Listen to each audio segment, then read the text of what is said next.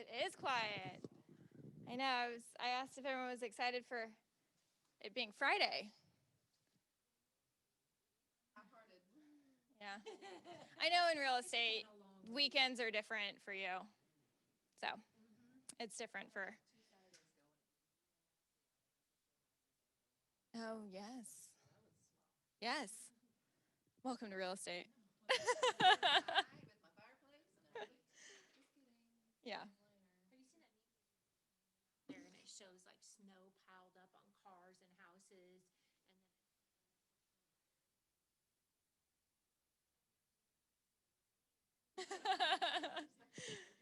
Yes, yes. Even in the snow, even in the rain, even in a tornado, maybe.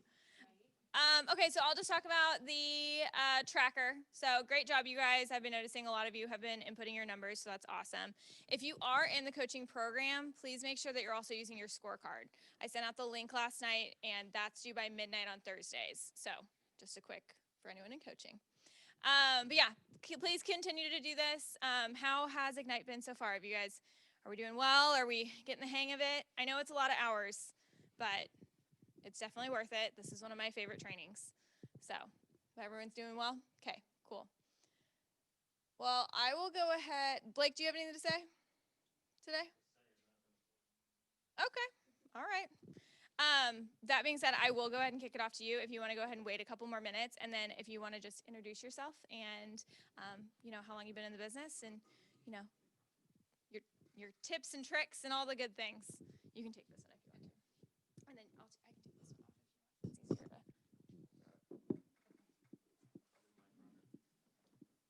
Yes, Blake is typically your mic. he's also going to save me when I break the technology.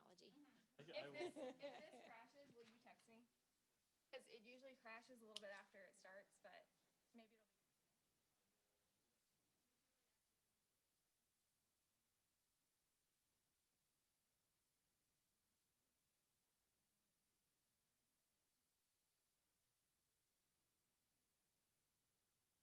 Oh, let me put it back on your PowerPoint.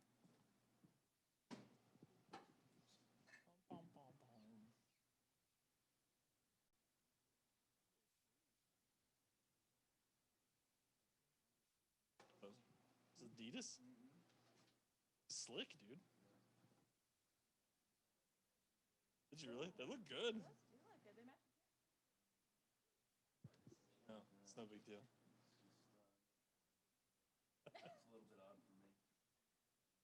I think that's probably why I noticed. I was like, what is, huh? Well, it's supposed to snow like majority of the day, so. That would be amazing. Yes, please. Whatever you want to do, Oh, you just raise your that hand makes and say, sense. we're taking a break. You tell me. Yeah. Also, I have a QuickBooks question for you after or on a break or after class or something.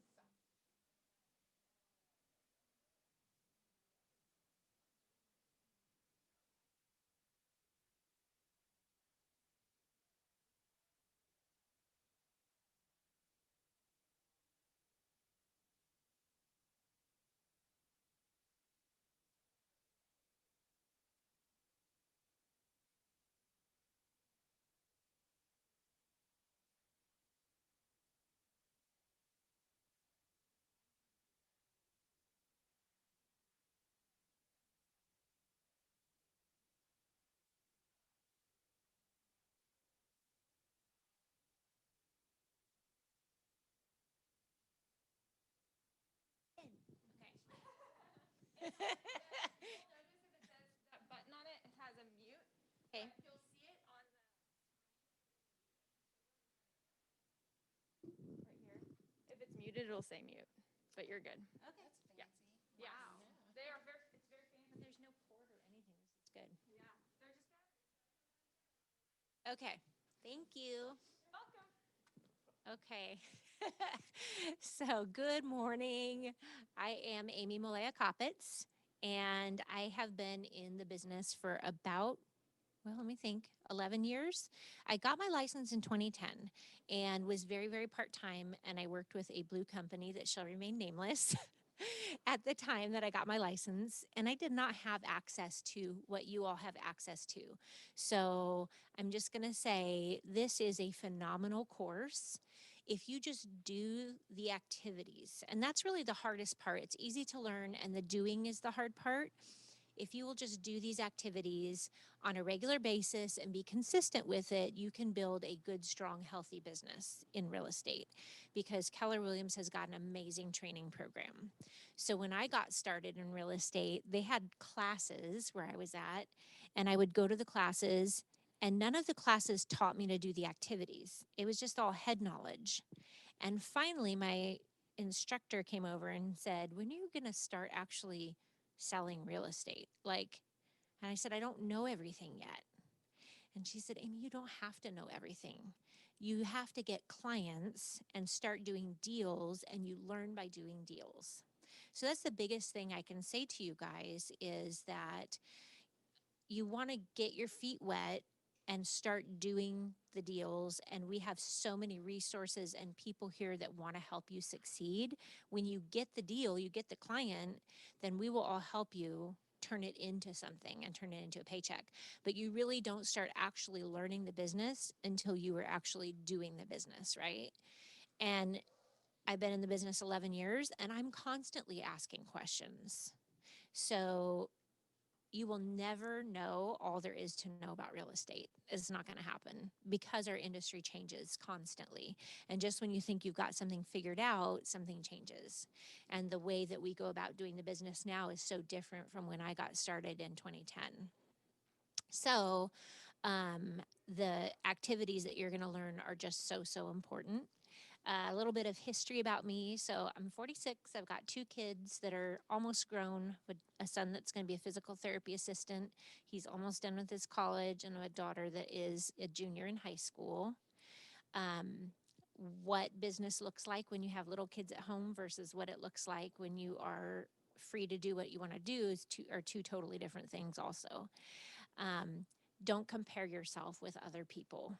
So your journey is your journey individually, and just keep your blinders on and focus on doing the activities that you need to do personally. And I have to constantly remind myself of that. Tish tells me all the time, "Amy, you're doing a good job." Last year I closed a little over $10 million in business. We helped 58 families buy or sell. That was pretty equally split down the middle, half listings and half buyers. And it's easy to compare yourself and go, "Well, I'm not an expert because I didn't do that volume." There's always somebody that's going to be doing more, and there's always something to aspire to, but it doesn't minimize what you do. If you remember that every single seller that you are helping sell their house has a reason they need to move, and they are trusting you to do the job, that one sale in itself is like the most important thing that you can focus on, and taking care of that client. And it doesn't matter if you do 50 or 100 or 2 in a year. What you do makes a difference for those people. And so for me, I've never really been that like numbers goals oriented. I've very much been people oriented with the business, and it takes care of itself. So I do know that numbers are important as far as tracking goes, to see, kind of give yourself an idea or a gauge of what you're capable of doing, and to set aspirations for the following year. But if you also make goals on how many families can I help, how am I going to get these people where they need to be when they need to be there, you're going to build a good, strong, solid business. You're going to get a lot of referrals. And one of those important things is getting listings sold. So that is today's class, is sell your listings. And if you guys, I'll try and kind of glance at the chat box over here. So if you have questions and I don't notice them, if you guys notice people popping up on the chat, just kind of point at it for me, so that I can answer the questions that people have. So just so that I have a good idea of everybody in here, how many people in this room have already gotten a listing? Awesome. And how many are working on selling it or already under contract? Awesome. So right now, what we talk about in terms of getting a listing sold is going to look different than 5 years from now. And it's important to understand that our market cycles, it is very, very easy to sell a listing right now that is properly priced. It's still hard to sell a listing that's not properly priced. But what the amount of work, the amount of level of work that you put into a listing is still so important, even though you know the second you get the sign in the yard, you're going to get offers. And I might be getting ahead of myself, but I will say don't shortchange yourself in terms of marketing right now. Don't only do the minimum because you know it's going to sell in a day. Because the reality is that every time you put a listing on the market, your name goes on that, your reputation goes on that, right? And people pay attention to what you do. They look at the quality of your pictures. They look at how well you did the listing description. They look at how detailed you are. And nothing is more offensive to me than a total half-butt listing where you see the realtor drove over and clicked the picture from the car. Like you can see the car mirror in the photos, right? Are you kidding me? Do you even care about this seller at all? At least get out of your car, right? And they have like one picture and the listing description is one sentence and then you see it gone in a day and they feel like they did a good job for their seller. Those listing agents will not be around when the market shifts, because that kind of business is not taking care of people the way they deserve to be taken care of. So what we're talking about right now in terms of getting your listing sold is going to be crucial if and when we have a market shift. You're going to know the extra things you need to do so that your seller's listings are getting sold even in a down market. And that's my goal. When I started in 2010, the market was in the toilet. Everybody was getting out of the real estate business, and I was just clueless when I got into the real estate business.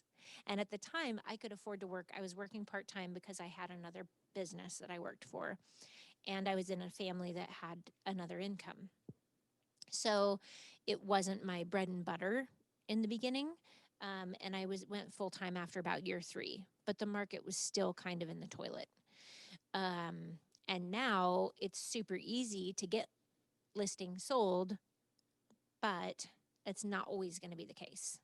And we just don't know when the next cycle is going to be, but it does happen. It's just history in the making. So learn now how to sell the listings good so when the market shifts, you're still in business and you're not one of those ones that's out looking for a second job. Okay. So let's see here. First step in the class. We're just going to go over our expectations. Do I have to click on anything? Uh-huh. Yeah. Yeah.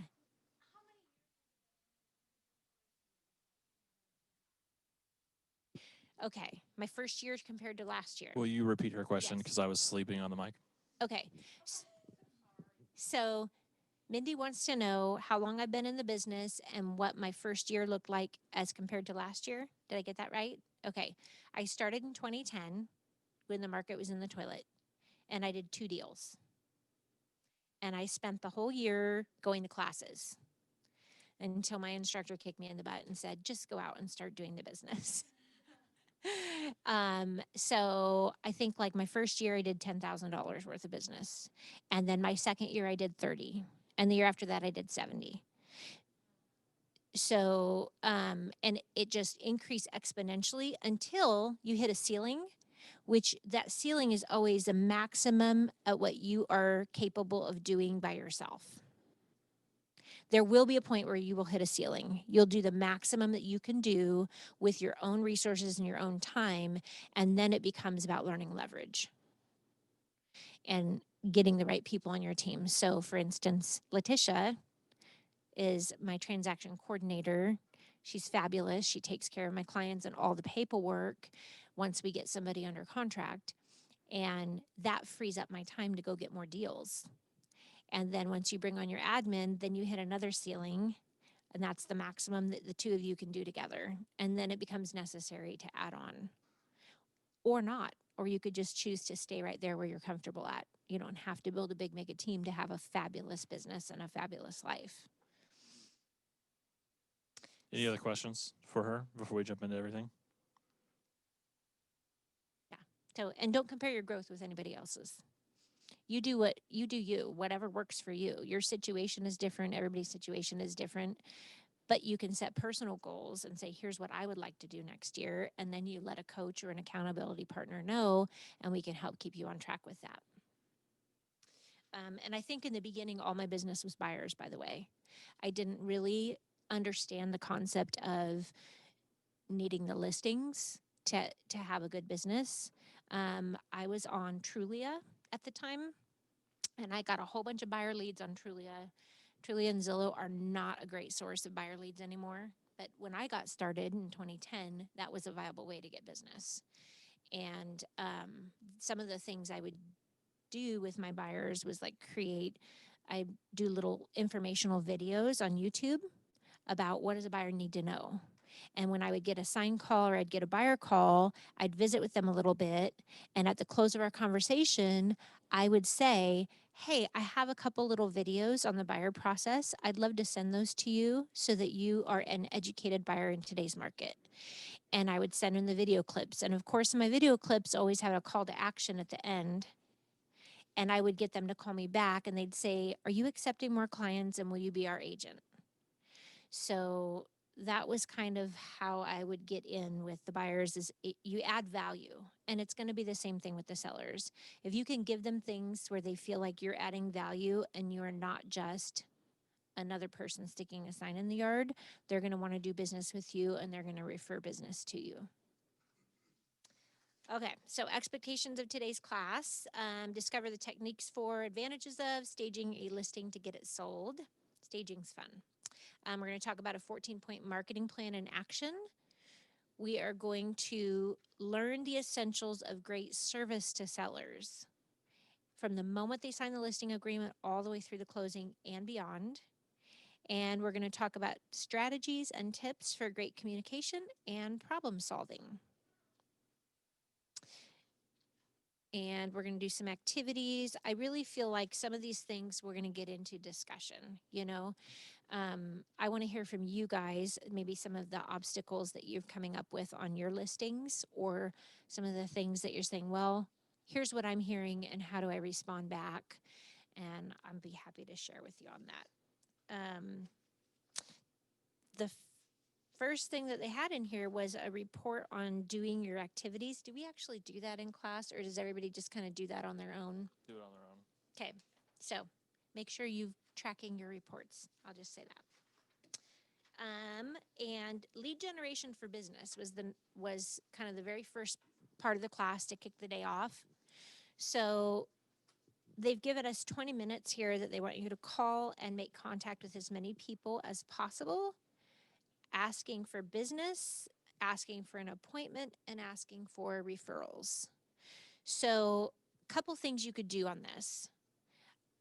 Personally, I never felt comfortable myself calling and saying, who do you know that needs to buy or sell, right? It's just not my style. And so instead, a way to add value might be you can call everyone in your database and you say, hey, I've got an active buyer. They're looking for X, Y, and Z. There are no listings on the market to show them. Do you know anyone that matches that criteria that's looking to sell? More than likely, the answer is going to be no, but you've done a couple things. You've planted a seed in that person's mind that you are actively doing work for your buyers to find them something to buy. So that when they need to buy, who do they think of that they want to call? Well, gosh, so-and-so is looking for off-market deals for their people. I'm going to call them because they're actually working and, you know, rather than just setting up a portal and waiting for it to happen. And you're getting in a dialogue and you're also planting a seed in the people's mind that, oh my gosh, really? There's no listings on the market? I'll tell you a quick little story before you make your phone calls. I got a phone call the other day from a friend of mine that lives in New York. They moved, they have their house for rent here in Springfield. It's rented out. It's had the same renter in it for a couple years. She calls me and she goes, Amy, I'm a little confused. All of a sudden, I'm getting random phone calls from strangers and everybody wants to buy my house. Is this a scam? What's going on? And I said, well, actually, here's what's going on in our market right now. People are desperate. There are no listings available. And when something comes on the market, it's gone in a day. So people are being resourceful and they're pulling names and numbers of out of state owners and they're calling them to see if they're willing to sell their house. So, are you thinking of selling? And she said, well, if we do, you'll be the person we call. So, this is what's going on in our market today. And getting on the phone and talking to your people and talking through what's going on in the market, it will be good for you because if they don't want to sell, they might know somebody who is looking to sell. And then the other piece of that when you're making these phone calls is if they are thinking of selling, it's really important that they understand the benefit of using an agent and not just putting it on the market themselves and sticking a sign in the yard. So you can kind of talk about that. Hey, if you know somebody that's looking to sell, I'm finding that we're getting into multiple offer situations, and I am a strong negotiator on behalf of my sellers to make sure that A, they get the best price and terms, B, they get to closing on time. So that would be a few things that you can share when you're making your calls this morning. Yeah. Okay. I just wondered if you had any advice for how to not argue, but how to present it in a way that says you should use an agent versus listing yourself. Like, do you a script for lack of better terms? Sure. Well, statistically speaking, for sale by owners, get at least 7% less for their home than homes that are listed on the market. And that's just kind of a national average. So there's that. Secondly, how confident are they that they can price their home properly themselves? Are they going to go off Zillow pricing? You know, maybe we need to educate our sellers about why Zillow pricing isn't the way to go on a listing. They could be costing themselves a ton of money, you know.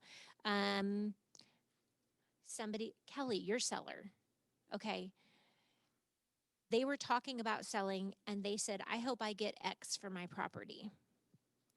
After running the comps, we realized, hey, the market's actually like $29,000 higher than what they thought they were going to get for their property.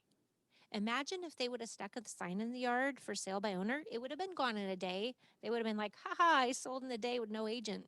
Well, guess how much money you just left on the table? You could have had an agent representing you, gotten more money than that, and had all your interest protected. So, and then the other thing with for sale by owners is things can come back and bite you in the butt later. So somebody can sell their house for sale by owner and think they were successful at it, and they can get smacked with a lawsuit down the road because something in the paperwork was incorrect. Something didn't get disclosed properly. The buyer wasn't given the right to make inspections. So there's so many pieces to the puzzle.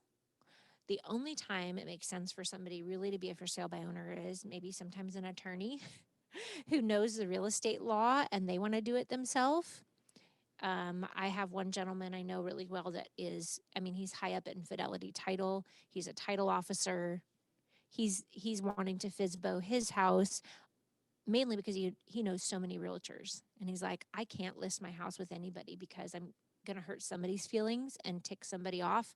And I get business from so many realtors, but I'll gladly pay a buyer's agent and I know how to negotiate for myself. So once in a while it makes sense, but the majority of them are going to end up leaving money on the table. Please hold, please hold, please hold. I remember hearing a statistic like a year ago when I was in Ignite about like, what is it? 15% of properties will get sold for sale by owner or something like that. But of the ones that go to litigation, 70% are for sale by owner. Do you remember this? I don't remember that statistic, but it sounds right to me. Yeah, it was an overwhelming amount of lawsuits involve a for sale by owner, even though the percentage of for sale by owners are very low. Mm-hmm. Yeah. So, personal experience right now, I sold a house to a buyer. The seller did not properly disclose water issues in the basement, and they are in litigation right now, and it's not good. I mean, my buyer ended up spending $50,000 out of their own pocket to cure some major water intrusion issues in a finished basement. So part of the litigation is they're subpoenaing stuff from the seller as to what the seller was aware of, right? That seller bought the property FISBO. So they don't remember anything. They don't have paper records of anything, and I don't know anything. So this could end up circling back around to that being a nightmare because things weren't done properly when they bought it and nobody told them. So maybe they felt like they didn't have to tell these people. Right? So instead, what they did was there's cracks in the foundation in the basement that were, I'm not joking, at least this wide, filled with caulk, plastic, whatever, and then drywalled over, sheetrocked over. So when my people bought it, we weren't aware of any cracks in the foundation.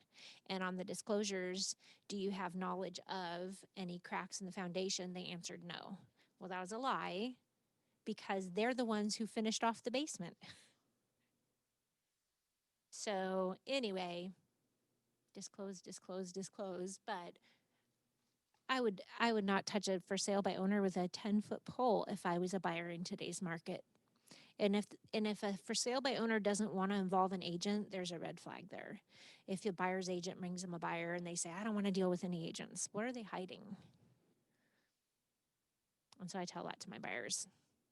Like the majority of for sale by owners that just don't want to pay a listing agent are still willing to work with an agent, a buyer's agent that brings them a buyer. And we do double the paperwork when we do that. And it's buckle up for the ride when you're dealing with a FISBO. But you can find good deals for your people that way. Want to add two things for you guys' phone calls. The first one being that a healthy market is 6 months supply. And as of like December, or I think it was December, we're at 1 month. 0.9. Okay, so it's under one. Mm-hmm. So when we say inventory's low, we mean stupid low. As in, it's gone. I ran a search. I've got the sweetest lady that wants to buy a house in Nixa. She got her pre-approval. She can buy anything between 110 and 160,000. She needs 3 bedrooms, 1.5 bath. Those are the only limitations I put on that. My search went in, 0 listings. And it's been sitting at 0 for a week. There's nothing to sell her. So now I've got to get on the phone and start calling neighborhoods. Like, who wants to sell? We've got a buyer that's desperately looking. That's crazy. Yeah. And then on the for sale by owner part, so I actually just helped somebody. They for sale by owner, and then I helped them on the buy side. So they asked me to come look at their house. I said, sure. I looked at it, and it was a 3-2, Back Pine Galloway. It was going to be gone in a day, and it was gone in a day. But the thing that they said at the closing table, which I thought was interesting, is they said, yeah, we'll never do this by ourselves again. I was like, oh, okay, why? Because inventory's so low, he couldn't go to work because his phone was blowing up constantly. They had to schedule 25 showings. They had to, like, because inventory's low, they're working a lot harder. And he's like, I would have rather just paid you to do it. I was like, well, I told you should have, but here we are. Mm-hmm. And so just kind of keep that in mind as well. So not from a, like, list with me, but also like, hey, it's going to be bananas if you list by yourself and you price it remotely close. Right. Yeah. The other thing is, oh, that was close. I would have cried, seriously. Like, I need my Starbucks today. No, it was the Starbucks. The other thing is that if they don't know how to negotiate, and if they don't know what they're looking for in terms of a buyer, they could get themselves under contract and not get it to closing. Because we know in multiple offer situations, people get stinking ridiculous.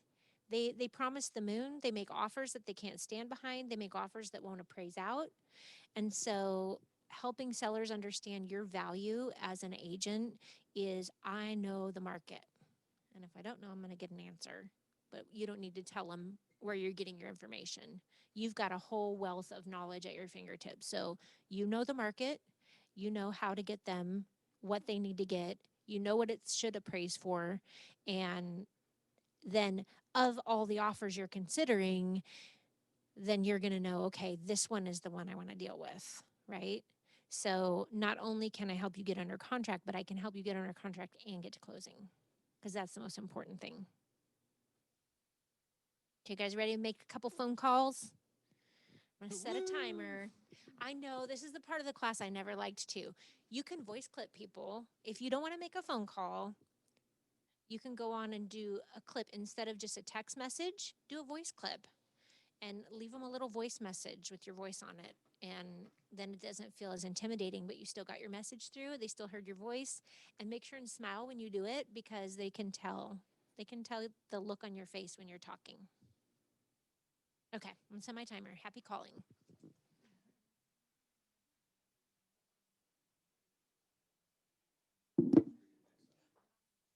Awesome.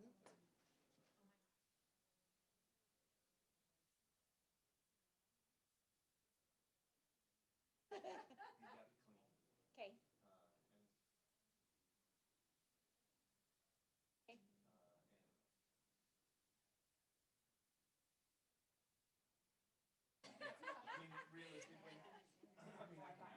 Yeah. Okay. Okay. Yeah.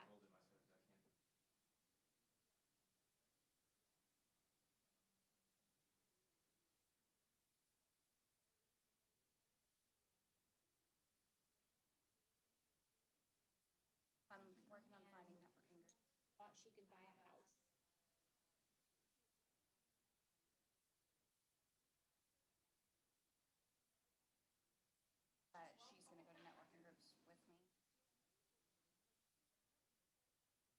Or she never thought she could.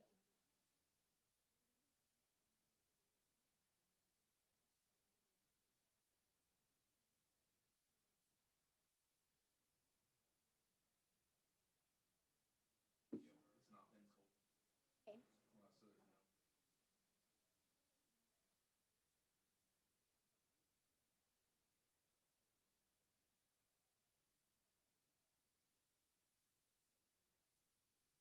Doesn't mind doing cosmetic stuff at all.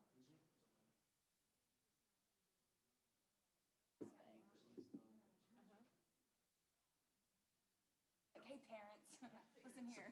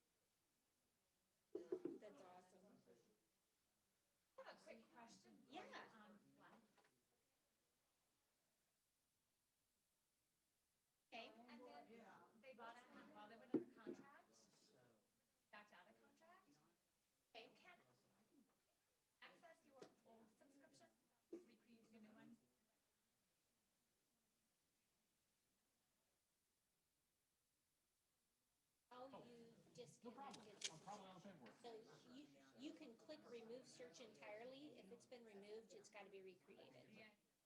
So you just got to recreate a new one. So in the future, should we archive it or is there another option? Well, you could just say cancel subscription and turn their portal off, and then it just stays in your saved searches. But it's really not that hard to redo a search. No, so it's not. I just don't remember what I said exactly. Yeah. Initially. yeah.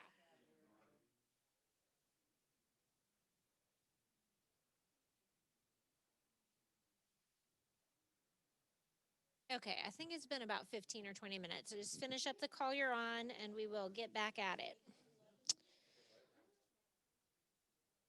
Okay. Yeah.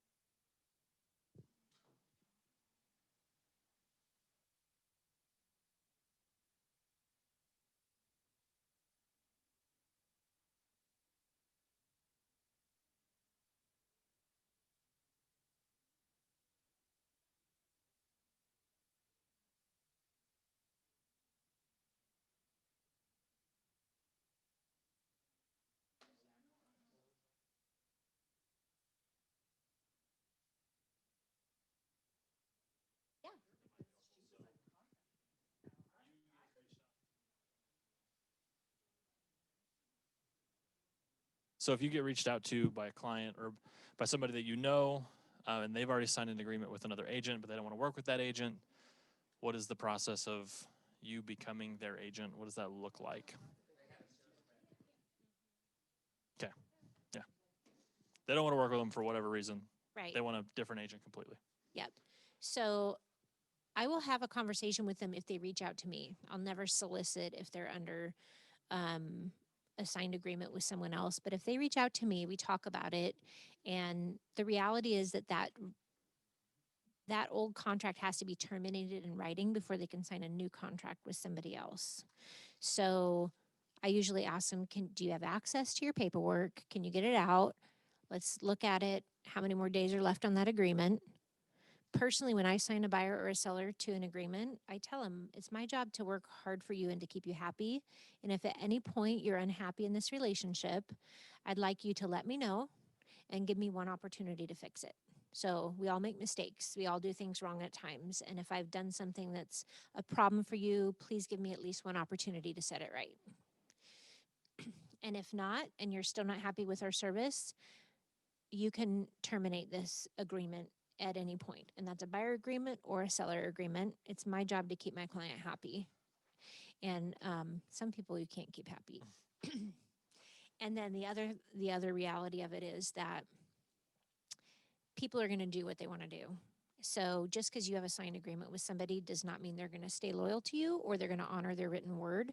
And short of pursuing them in a court of law outside of, go taking them to court, there's really little to no recourse. So all of that being said, if they're in an agreement with someone else, I think, okay, if it was my client, how would I want it handled? What I want to be someone in this industry that has a good reputation with the other agents in the industry. I'm not a client swiper. But if that person's really not taking good care of their client, first I ask, who is it? this happened to me once. I got a phone call from someone for a large listing in Rivercut. It was listed with another agent who I really, really respect. She does an excellent job taking care of her clients. She's with a different company. And the person making the referral said to me, my clients aren't happy with so-and-so, and would you be open to visiting with them? And when that client called me, what I said to them is, what is this person doing to sell your house? I looked up the listing online. I looked at everything, and I told them, this person's doing a good job for you. So do you have other issues other than the fact that it's not moved yet and it hasn't sold yet? Because they're doing all the things they need to be doing. And I ended up talking them into keeping their listing agent because it was the right thing to do. Their reason for being dissatisfied was the market. It wasn't a lack of anything that person did. And I made a phone call to the listing agent and I said, hey, I just spoke to your seller. And I just want you to know they're shopping because they're freaking out that the listing's not moving. And I looked at your listing and you're doing everything right. But you may want to have a conversation with your seller. If they called me, they might call somebody else that tells them what they want to hear. And I don't want to see you losing business. So sometimes in our industry, it's not about getting the listing, it's about doing the right thing.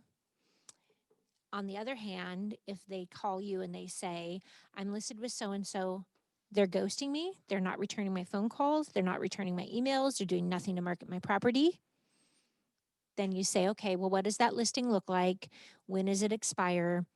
And are you looking to cancel that listing in writing with that agent? If that's the case, I could relist the property for you, but not until that other listing is terminated. And how does a buyer or seller terminate a listing? We'll have to give written notice to the agent and request a cancellation of contract. And so if the agent doesn't reply back to him, then sometimes they can go over that agent's head to the broker and just say, I want to make sure that our we have an actual termination of listing form. I mean, we have our withdrawal. It's the listing amendment form that has a withdrawal or cancellation, and it has to be signed by the agent and their broker to pull a listing. So if somebody wanted to cancel with me, Jim or Don would have to sign off on it as well, because the brokerage is losing the listing. Yeah, Patrick, sorry. In the case of a buyer that wants to drop you as an agent, what was it just like an email or something like that? Can they just send you an email and be like, hey, I want to terminate this, or a text, or is it like a call, or is there some type of paperwork that's involved with that? So, I mean, the buyer's agency agreement between all of us, it's important to have, but it's really not super enforceable. So, I mean, we could take somebody to court, but the reality is, if somebody tells me verbally, I will always reply back in an email. You want to have a paper trail. So if they say something verbally, then I would reply back to them via email and then have the paper trail that, okay, as of right now, our agency is terminated. You're free to pursue working with another realtor. So I would handle it, and the broker might have a different answer for you. But Well, then what if the agent just says no?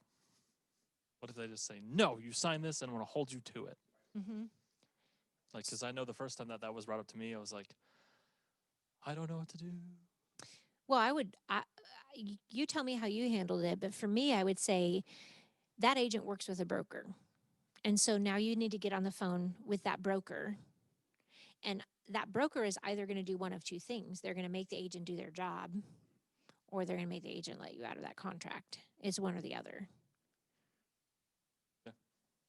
As I called the agent, and then I explained what was going on, and they let him go. Mm-hmm. So that was the big thing. Mm-hmm. Yeah. This popped up. Feels good. Any other questions as we're getting back to getting started? I have a quote that I wanted to read to you guys. So, let's see here. This is from a sales course that I took years ago, and I liked the quote so much that I saved it. I have it framed in my office, and I remind myself, I read it all the time because it's all about growth and mastery. It says, mastery in one's career and consciousness growth simply requires that we constantly produce results beyond and out of the ordinary. Mastery is a product of consistently going beyond our limits. For most people, it starts with technical excellence in a chosen field and a commitment to that excellence. If you are willing to commit yourself to excellence, to surround yourself with things that represent this and miracles, your life will change. When we speak of miracles, we are speaking of events or experiences in the real world which are beyond the ordinary. It's remarkable how much mediocrity we live with, surrounding ourselves with the daily reminders that the average is the acceptable. Our world suffers from terminal normality. Take a minute and assess all the things around you that promote your being average. These are the things that keep you powerless to go beyond a limit you arbitrarily have set for yourself. The first step to mastery is the removal of everything in your environment that represents mediocrity, removing those things that are limiting. One way is to surround yourself with friends who ask more of you than you do. Didn't some of your best teachers, coaches, parents, etc.? That is why they tell us we need coaches, right? In KW, no matter what level we're at. I mean, Dan Holt has a coach. Jen Davis has a coach. Another step on the path to mastery is the removal of resentment toward masters. Develop compassion for yourself so that you can be in the presence of masters and grow from the experience. Rather than comparing yourself and resenting the people who have the mastery, remain open and receptive. Let the experience be like the planting of a seed within you that with nourishment will grow into your own individual mastery. You see, we are all ordinary. But a master, rather than condemning himself for ordinariness, will embrace it and use it as a foundation for building the extraordinary. Rather than using it as an excuse for inactivity, he will use it as a vehicle for correcting, which is essential in the process of attaining mastery. You must be able to correct yourself without invalidating or condemning yourself, to accept results and improve upon them. Correct, don't protect. Correction is essential to power and mastery. So something didn't go well on a listing, don't beat yourself up. Make a list, say, what did I do that didn't work? What did I fail to do that I needed to do? Now, how am I going to put a system in place so that doesn't happen again? And, every single agent that you talk to at whatever level, we all have times we've screwed up with a seller. We all have times that we've messed something up, or we've lost a listing, or we've made somebody upset. So this is a safe place. We can share, we can learn from, we can improve, and ask somebody, okay, I did this. What do I do to improve next time? How do I do it better next time? That is how we grow, is putting ourselves out there and accepting the fact that we're not always going to have it perfect or do it right.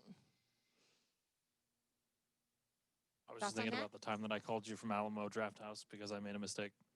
I remember that time. Yeah, me too. It was a bad And mistake. you know what I love about it, Blake? Blake takes ownership.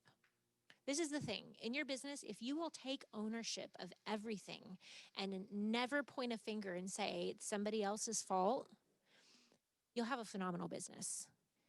The reality is, if we take ownership, that's what allows us to improve next time, because stuff will always go wrong. There's always things that are going to happen in a transaction. Sometimes it's out of our power and out of our control, but we can control a couple things. We can control how we respond to it and how we deliver the news to our seller or buyer.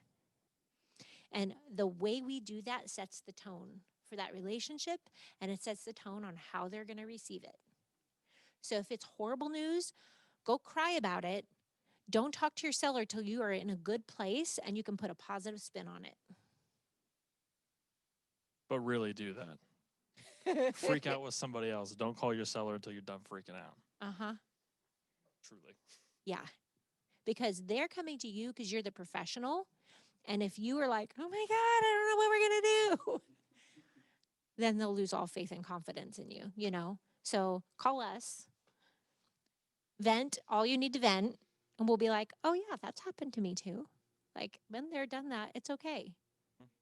I loved hearing Jen Davis get up here and say, like, well, I thought I was doing this right. And turns out, like, my charming personality wasn't enough to keep that deal together. Like, and like, I love it. Love, love, love how real everybody in Keller is, because nobody has their stuff together all the time.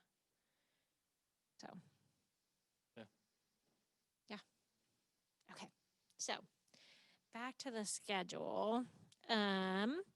So there was a video that it had recommended we watch, and Nicole says we don't have to watch the videos. Did anybody watch the video at home? It was on home staging. Do you want to just talk about home staging for a minute? Okay. So, home staging, on a scale of 1 to 10, how important do you think that is in getting a home sold? We had a 10 and a pretty high. Mm-hmm. Mm-hmm. So, properly staged homes sell for more. I mean, that's why there's a staging business in place. There's people that come out and professionally put furniture in homes that are vacant to make it look better. Now, a couple things about that. If it's a small house, it might not need staging, but a couple things on the counter to like brighten it up, a couple flowers, a couple little signs. If there are things in the house you want people's eyes pulled towards, you can lay a picture on a mantle, you know.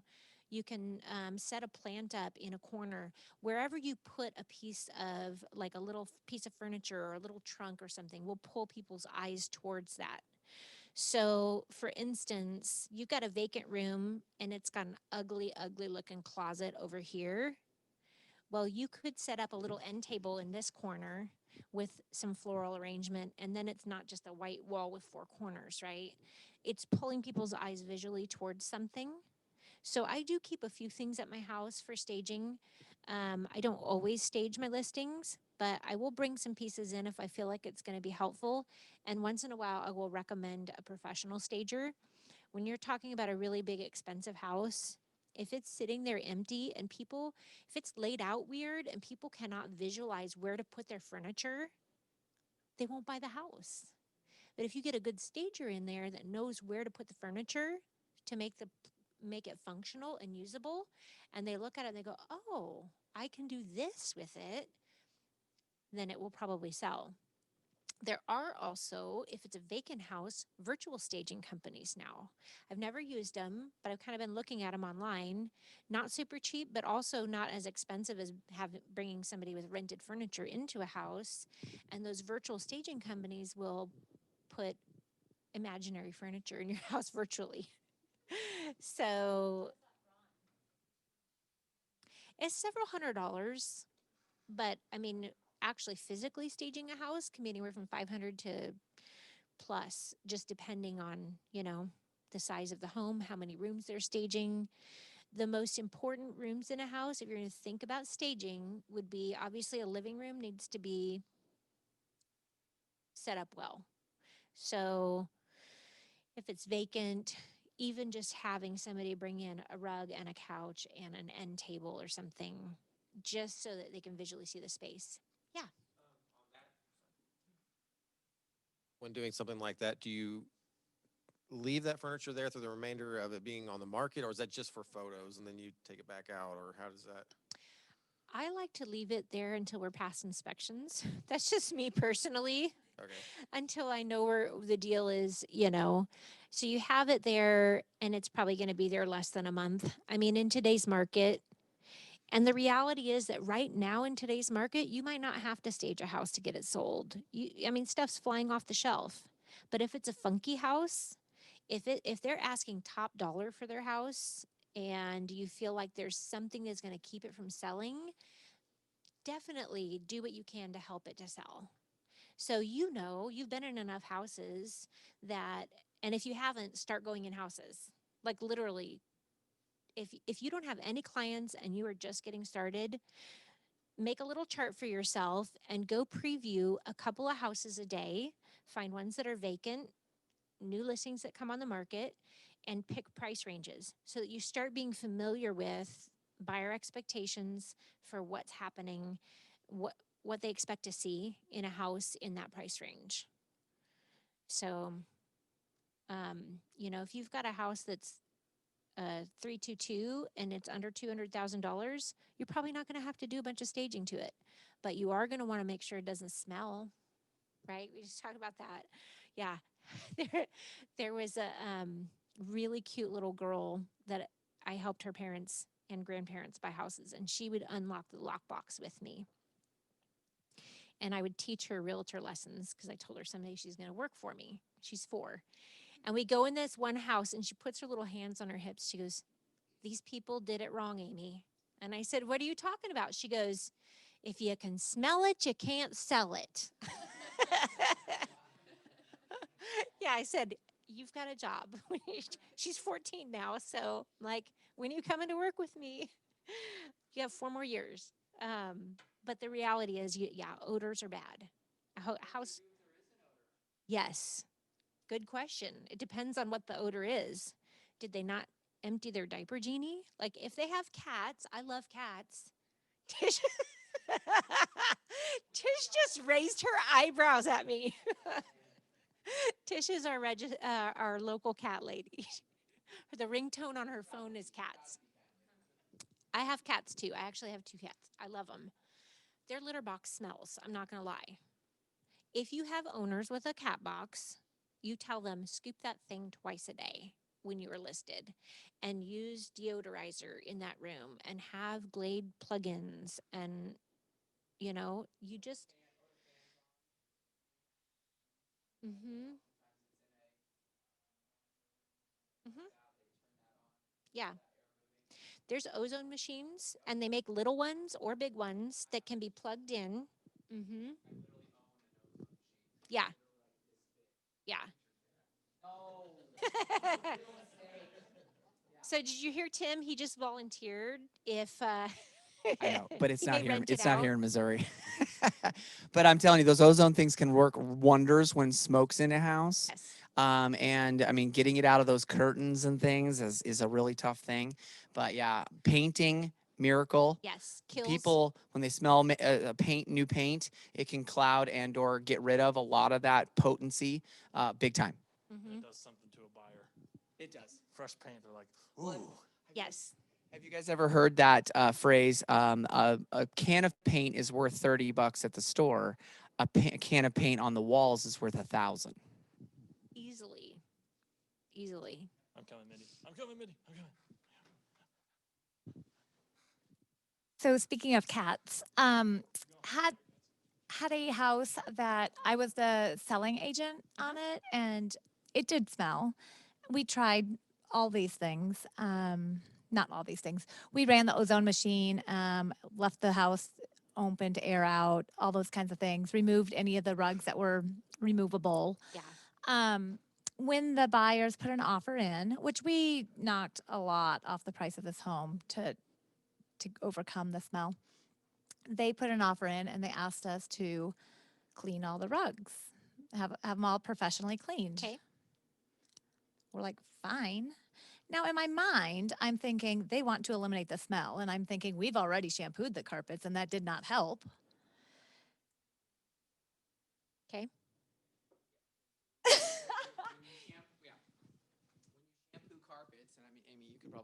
When you shampoo carpets, and I'm sure you can answer this, it often can draw out more smell, believe it or not.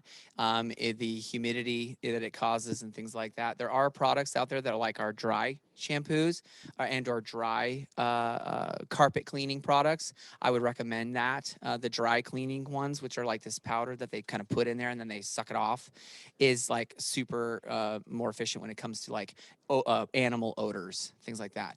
But if the odor's really that bad, how much is it to cost to replace the carpet? It's honestly not that expensive when it comes to the amount that you could drop off the price, right? Seriously, it's like maybe $2,500 for new carpet in a 1,800 to 2,000 square foot house. And the entire thing was carpet? Sure, 4,000 square feet. Let's say it's $4,000. How much did you lower the price?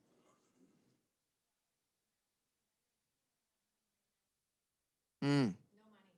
Okay. Okay. No money. So they were they, was there any kind of a net coming to them from the sale? Oh, wow. Fun times. Well, that's not always the case. All right. That's a very unique instance. No, Tim, your idea is not going to work. Done. I know. Yeah. Mm. Yeah. Yeah.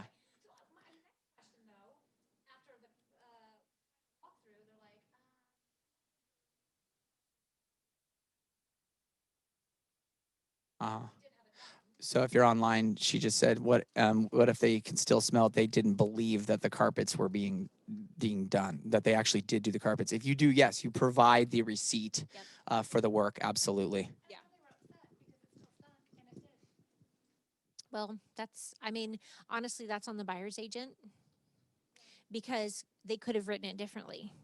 They could have stated carpets to be professionally cleaned and all odor to be removed from carpets, or sellers agree to give a carpet allowance, you know? So when you go to writing a contract, when you're on the buy side, you want to make sure that your buyers are getting what they want.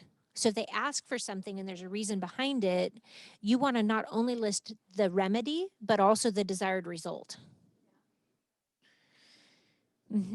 Yeah. Very specific. Exactly. And then if you represent a seller, if you have come to an agreement on a inspection notice or as part of the contract, you've agreed to do something, you want to make sure that your seller follows exactly what was requested of them and not shortcut it. Sometimes sellers will try to shortcut things.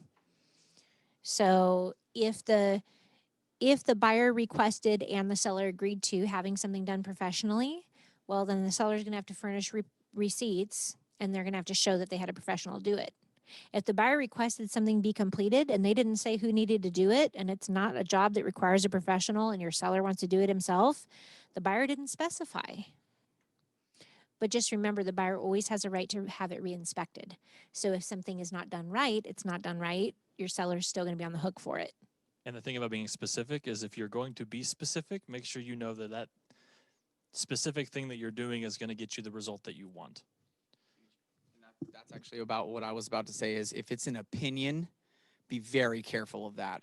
So she just said carpets to be cleaned and smell to be removed. Who's to say the smell has been removed enough? Yeah. Huge problem. Very big stipulation, right? So, and yeah, that's a big one. To be acceptable to, as acceptable by buyer. Well, and that's why after- as a listing agent, I would probably strike that from I would not agree to that. I would say we will do the reasonable work to hopefully meet the both parties' expectations, but I cannot guarantee that everything is going to be gone. I just can't. There's no way I can guarantee that your nose is not the most, special nose in the world that can pick up every particulate of cat odor, right? It's just no. Yeah. I'm going to make a dish and you're going to like it. How can I guarantee that? I can't. Yeah.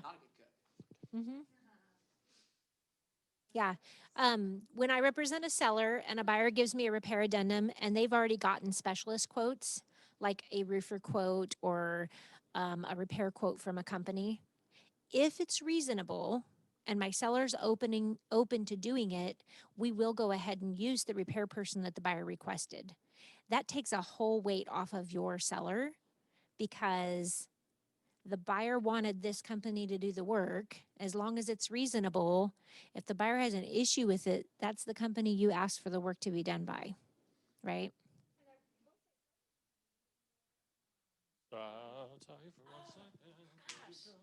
Okay, so I've ran into this before, and I don't know if it's super familiar, happens often, or if it was just a special case. But I was getting bids. I was on the sell side, and I was getting bids for the repairs on this house and providing them to the buyer. The company clarified with me if I was representing the buyer or the seller. Since it was the seller, he wrote it up for a lower, or I'm sorry, for a lower amount than what he would have if he was representing the buyers. And he said, it's rare that we ever get hired back to do it at this price. So we typically give you a lower price to help smooth the sale. Interesting. Yep. But he said he would absolutely do the work. He would perform the work for that price if those buyers did it. Because he's already got the work. He's gone out there and looked at the job and he wants to get it. Interesting. So not normal, I guess. The biggest thing is be truthful. Be truthful on everything, you know. You do not want to end up in court. It's no fun. And no matter what you do, at some point, if you stay in this business long enough, you will end up in court. Terrifying, guys. Awful. It happens. I mean, this is a big deal. You have a fiduciary responsibility to these people. You know, fiduciary relationship, banker, doctor, lawyer, realtor. Bankers, doctors, lawyers all have to go to college for what they do. We have a class we take, and then we act on a fiduciary behalf of our clients. So if you have questions, talk to a broker. Talk to somebody more advanced in the office. Don't just guess it for your people. Right? Does anyone need a restroom break? Are we good? Okay. We'll give it a...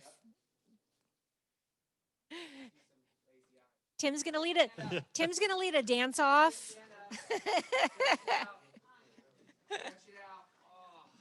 How we doing? We're good. Good? Am I? I don't know. Let's see, how far along are we? We did the lead gen. Great.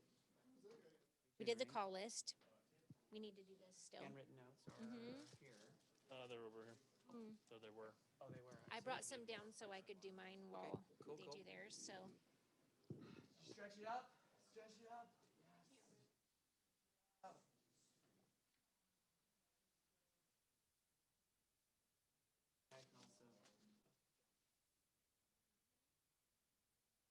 yeah, so this is kind of where we're at. This is what we've been talking about. Okay. Yeah. Cool. Yep. Oh, I've got to take my call. Okay. All right. Thanks, guys. Thank you, Tim. Good to see everybody. Yeah. You want to ask it on the microphone?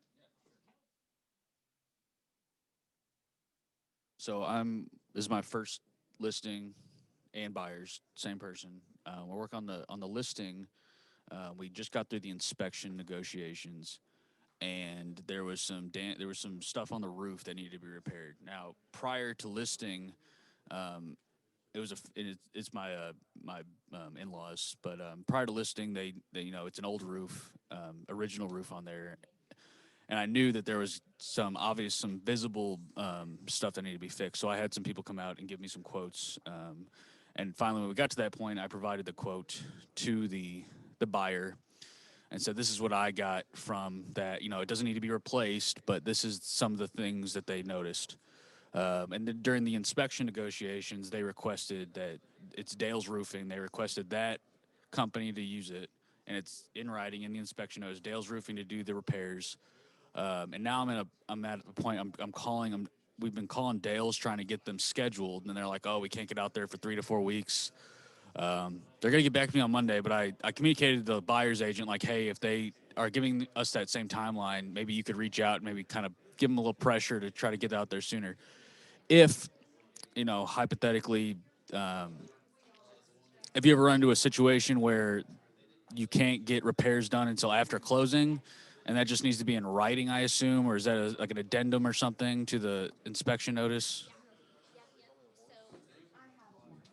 Okay, so if you cannot get the repairs done because of inavailability of the contractor, you have a couple options. You can either push the closing, or you can talk to the buyer and say, okay.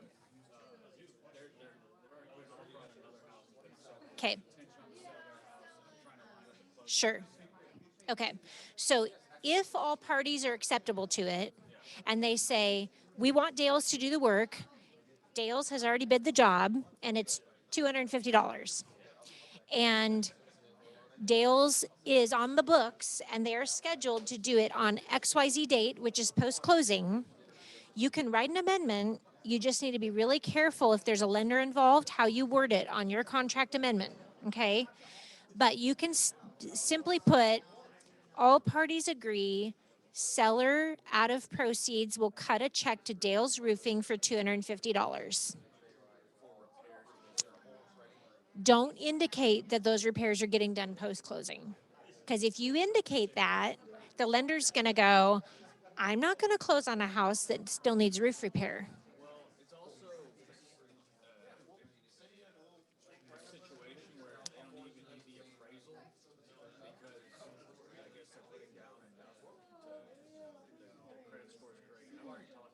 Okay.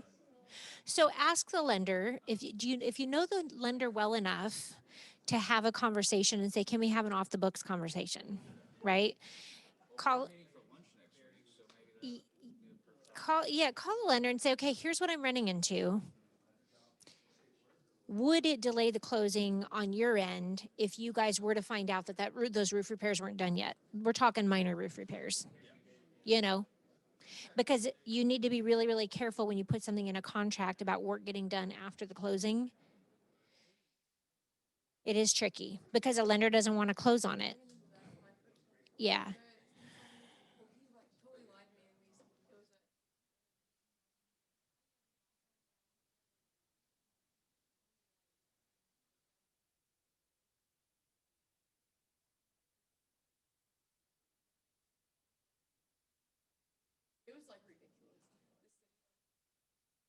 Mm-hmm.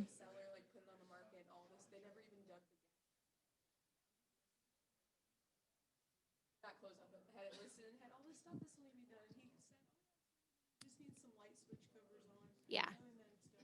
I mean, really, really best practice is get the work done prior to the closing. Because once a property's closed, if something goes wrong, then it's a big can of worms.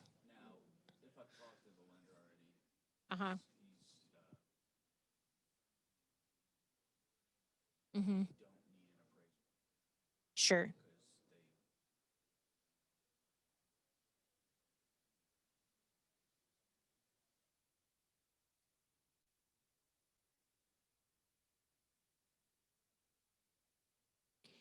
It might not. It's just that they don't like to see their underwriters. You got to remember, you're talking with a lender, and then he's got underwriters to the file. And those underwriters don't want to see anything left undone on the house that they deem necessary. And the roof is kind of a big deal. So, right. Well, and you could, the other easy solution would be if the buyers want to use Dale's and Dale's bid was $500, could you just give a credit back to the buyers at closing, and then they can choose their own roof company and they can oversee their own roof repair post closing, you know? So,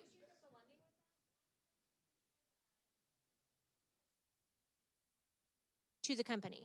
Yes, exactly. So, either you're going to write a check payable to the company performing the work, and it's written at the closing, or if your buyer was bringing money to the table, like you can give them $1 credit and it changes how much they're bringing to closing, and they got their credit there, which leaves them more money in their pocket to handle the roof repair later. So you can, but you would just want to spell it out well.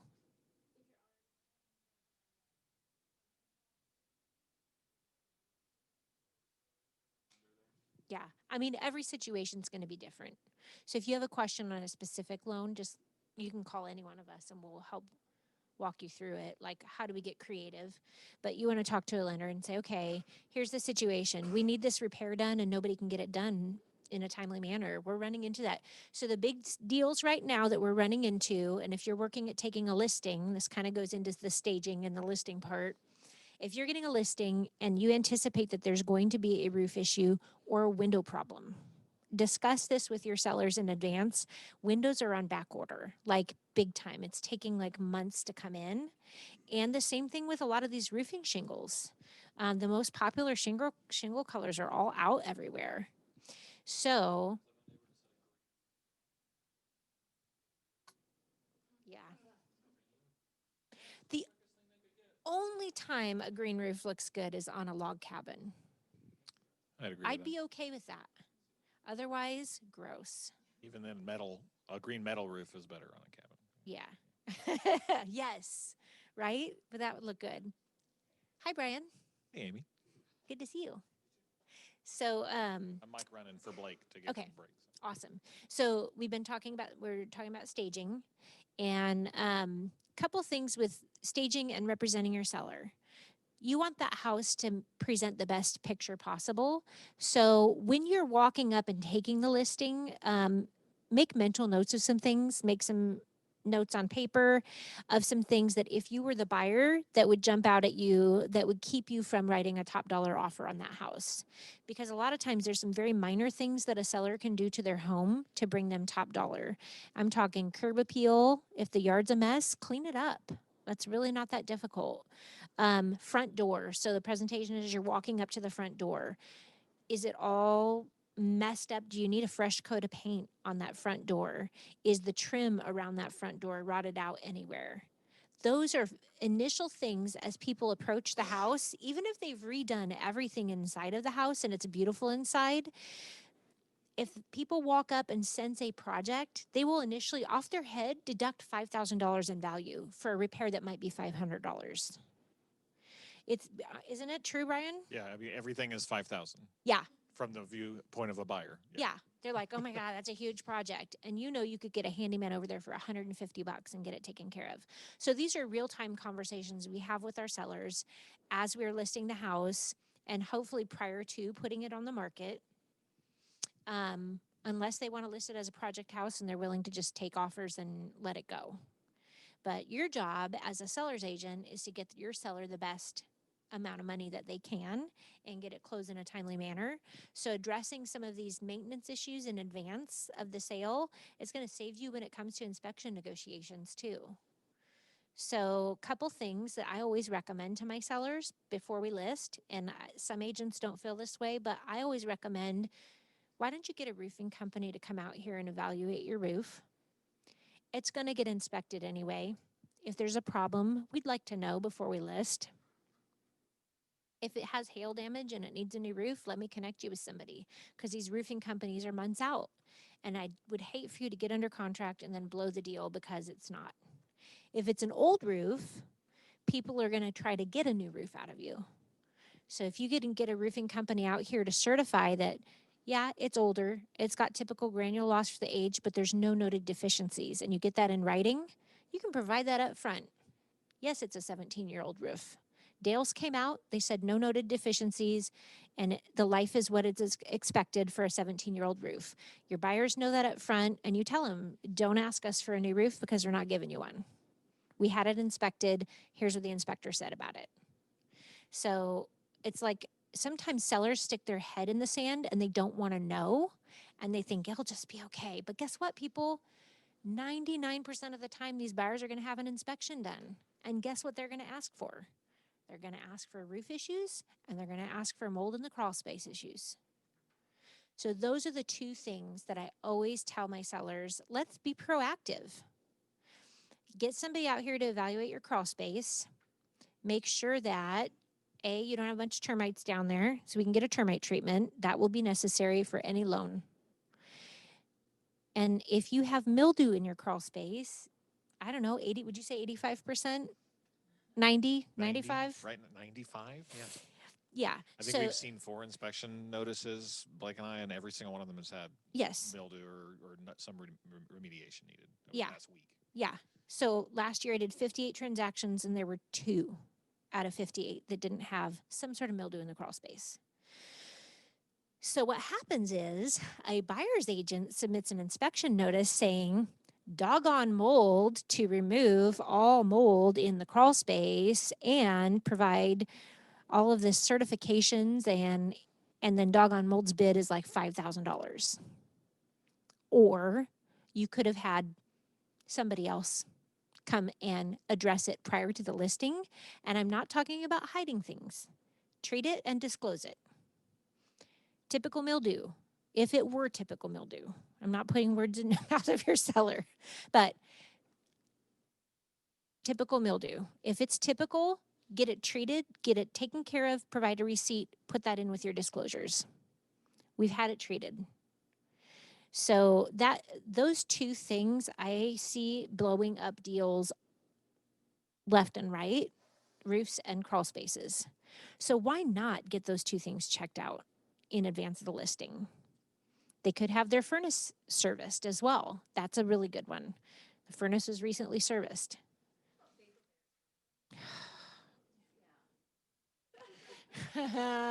Mindy asked about vapor barrier. Yeah, exactly. Mindy asked about vapor barrier. So it all depends on the house and the situation. Inspectors like to just put it on there that it's a standard practice and every house should have a vapor barrier. That's probably 8 out of 10 inspectors. Then there's a couple inspectors out there that say vapor barriers are bad. They're actually not good for. So we don't know who the buyer is going to choose to do their inspections, right? And who's going to ask for the vapor barrier or not. So I usually let that one go unless, say you have Buzz Pest Control do some mildew removal down there and they say, we think this is going to be a recurring problem. Your seller really probably should have a vapor barrier because there's some water issue here. Well, then your seller can decide if they're going to do it or not. Inspectors like to ask for it as it's a standard practice, but unless there's really an issue that needs it, I'm not a huge fan of them myself. Then it traps moisture under it. Yeah. Here's something that I've been putting on there onto inspection notices with mold, because mold to me is nonsense. And I'll tell my buyers that. Is there water? If there's standing water in the crawl space, get that addressed. Yeah. Don't worry about the mold. $500 fogging, you can do it later, but if there's water, get the water addressed, because it doesn't matter what you do. If there's water in the house and you take care of the mold's coming back. Exactly. So get rid of the water. Yep. Yeah. What's the source of it? Yeah. That or ventilation. Do you see that a lot, Amy, as far as just is either ventilation or water intrusion, one of the two? Yep. And there are things, so there are powered vents now that have moisture sensors on them. And they're maybe $250. So you can actually get one of your crawl space vents with a motor and a humidity sensor on it, and it will kick on and it will draw air through the crawl space and help keep it dry down there. So that's a nice solution too. When you have something that there's just really not a whole lot of, for some reason it wants to stay damp, that'll help it dry out. So your job for your sellers is making sure that you're not surprised when it comes to the inspections. Now, if your seller wants to stick their head in the sand and say, we just want to cross that bridge when we come to it, okay, you've had the conversation with them and you'll be dealing with it later, more than likely. And hopefully it doesn't blow the deal. I had the same thing with the seller. He didn't know the status of his septic tank. He says, all right, I'm sure it's fine. He bought the house, didn't inspect it. He bought it as a foreclosure, did not inspect the septic tank when he bought it. I said, how about we get that? Do you know what size the tank is? Nope. Do you know anything about the tank? Nope. When we get a buyer, they're going to check and it's going to be an issue, right? Really, really bad situation. They did not. Buyers had the septic inspected and the well tested for E. coli. Septic tank was cracked in half and was leaching into the ground. So obviously we lost that buyer. Months of work later to get it all fixed and go back on market. And then you have this stain on your listing because now you have all this stuff that you had to put on the disclosures about, why the last deal fell apart.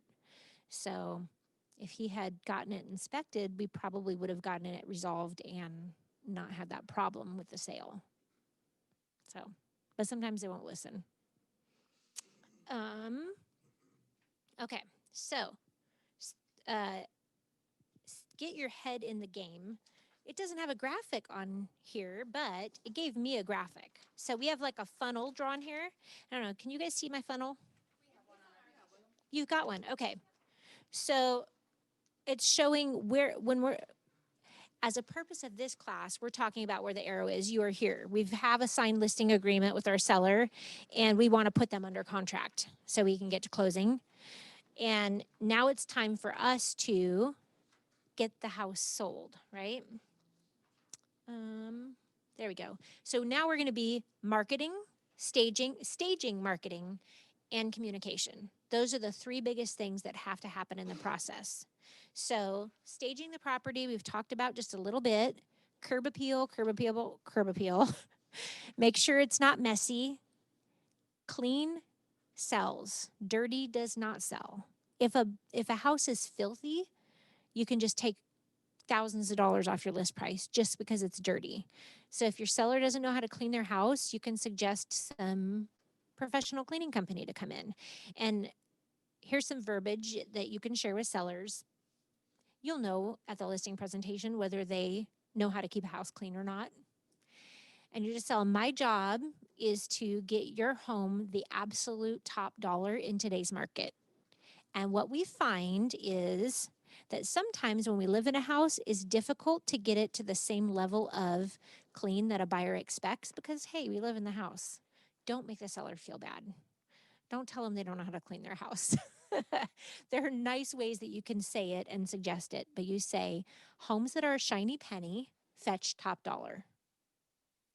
And a majority of my sellers find that they don't have the time or energy or resources to make it a shiny penny themselves. So we bring in a little bit of help. I've got 3 companies here or 3 people here that I'm going to give you names and numbers of. You feel free to call and get a quote.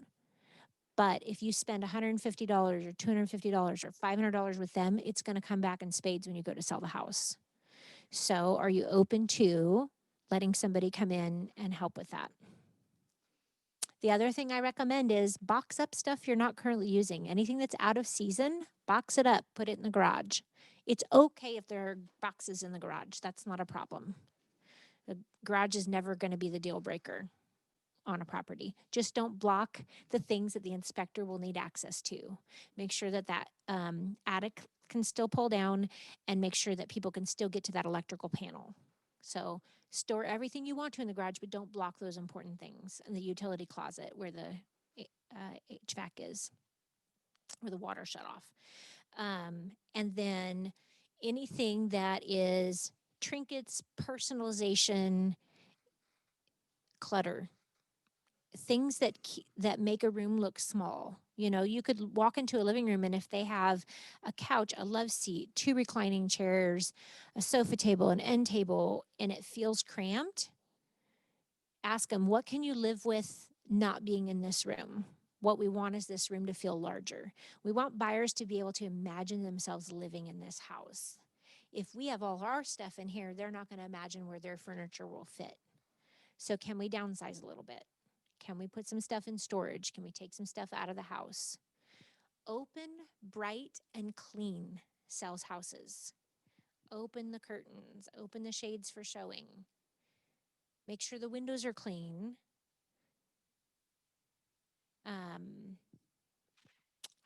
Have your sellers turn the lights on for the showings when they know someone's coming. Lights on, fans on. In today's market especially, tell your sellers to turn on everything that a buyer would want to turn on because guess what? You don't want them touching your light switches. It's less germs to have to disinfect later. So prior to a showing, the more things that the seller can turn on, and then you can inform the buyer's agents, try not to touch as many switches as possible. But keep it light, bright, open. Make sure it smells good. And eliminate clutter off counters. Nothing on the kitchen counters, nothing on the bathroom counters, other than maybe a coffee pot and some knives or a mixer bowl or something in the kitchen might be okay. But for the most part, don't let them have their dirty dishes in the sink. The dirty laundry should be in the laundry room in a basket. Yeah, and make sure the pets are put up or in a spot where they're not going to make a mess. Yep, and just do something if it smells, plugins, ozone machines. Marketing, Marketing the listing. Let's see here. Oh, I'm going to go back to, it says page 15. Discuss staging objections on page 15. Okay, let's do that before we get to marketing. Okay, we're going to do some discussion. You have a microphone? Okay, Brian's got your mic, so we're going to talk about this because you want to have the answers when people argue with you. So if your seller is going to say to you, I don't see why this is so important. I mean, home's going to sell fast. Everything sells multiple offers. Why is this so important? Who wants to take it?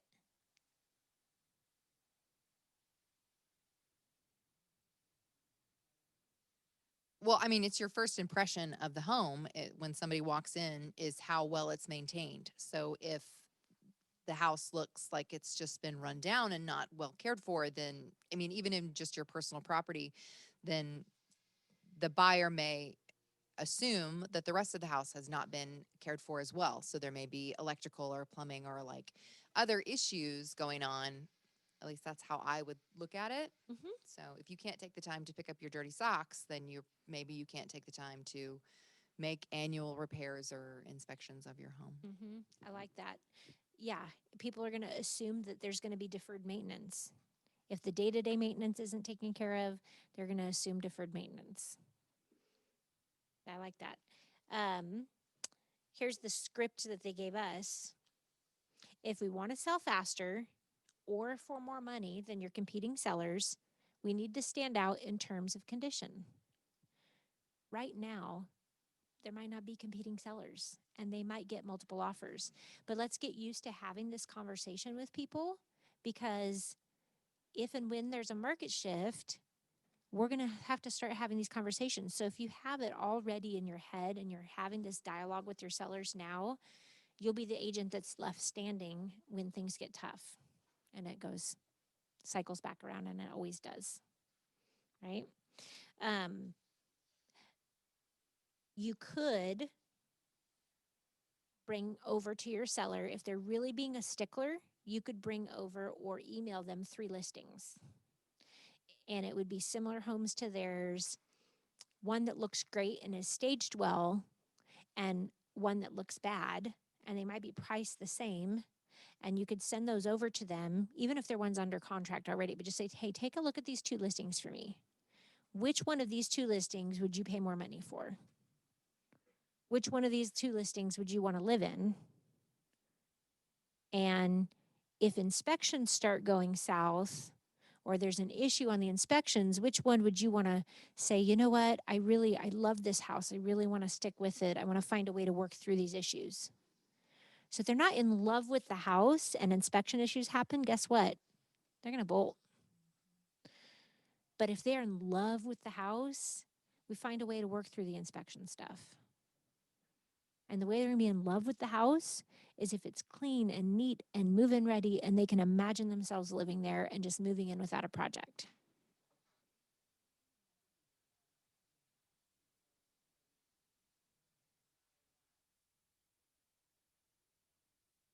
Mm-hmm. Mm-hmm. Mm-hmm. Right. Yeah. Everybody wants a clean house. Doesn't it? Yeah.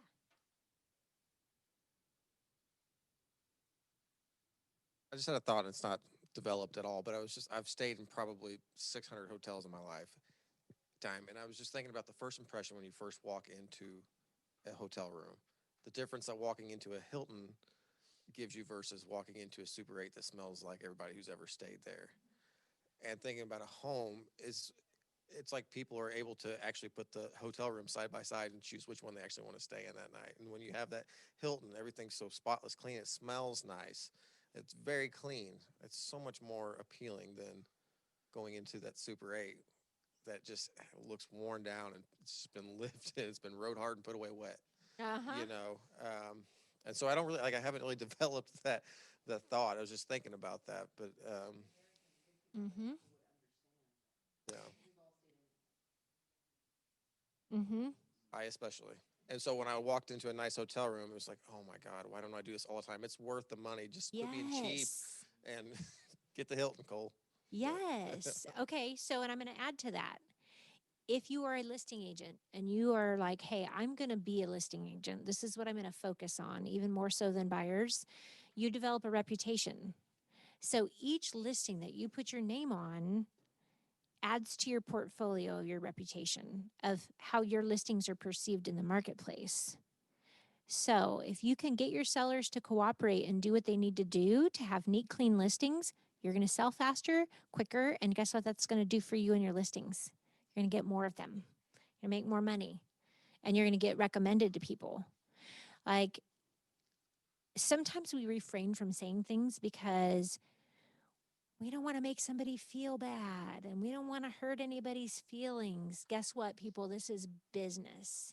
This is money in your seller's pockets. It's okay to show them some tough love. You know, they called you, you're the professional. They called you and they hired you. So if after they've signed the paperwork, they've chosen you to be their agent, they've hired you, you've probably had a conversation during your listing presentation that says, I will be sharing with you some recommendations so that we can get your home sold and for top dollar. Now it's time to have those conversations, right? So, are you on board and are you willing to do what it takes to get top dollar for your house? Of course, they're going to say yes. Okay, perfect. I'm going to give you this list and let's start tackling it. Because if you want the top dollar, this is what it's going to take. Mm-hmm. Yeah, you can.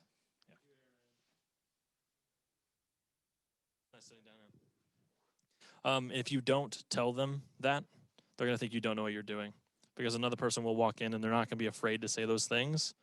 And they're literally paying you to walk in and tell them those things. Mm-hmm. Especially think about it. If you are soliciting expireds, there's a reason their house didn't sell. Their agent did not either price it properly, or they wouldn't let their agent price it properly, and or the condition was not what it needed to be for today's market. So if you're going to approach expireds and you have a reputation for getting your home sold, share that. Hey, I get houses sold. My sellers typically right now are getting X number of days on market, and we're selling X% to list price because they listen to me when I have recommendations, because they follow my proven system for getting homes sold. They don't have to know that you only sold 2 listings. You can say 100% of my listings have sold within 3 days and over asking price. Doesn't, I mean, it's all about you can spin it. And if they get uncomfortable, I oftentimes remind them, you hired me to tell you the truth. Yeah. This isn't a conversation that's fun, but you wanted me to be honest with you, right? That's why you signed with me. Yes. So this is the truth, right? We need to do some things to get the house ready. Mm-hmm. Do you have another thought? Like you said earlier, you can have the conversation up front now, or we can deal with this when it comes time for negotiation and inspections. It's going to come around at some point.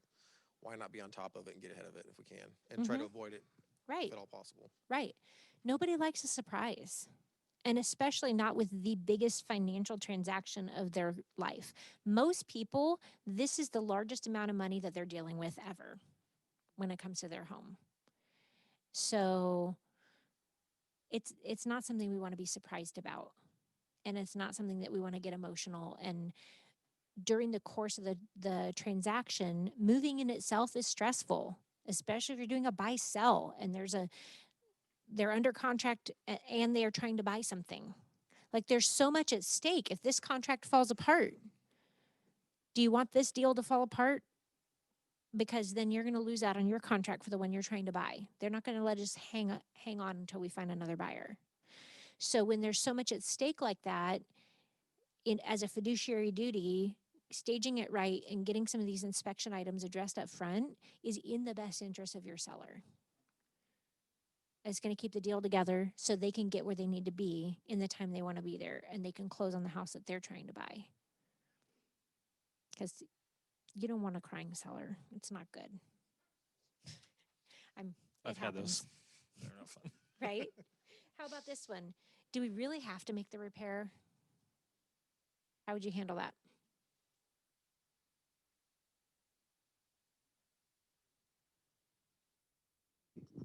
I think it kind of circles back around to the first question.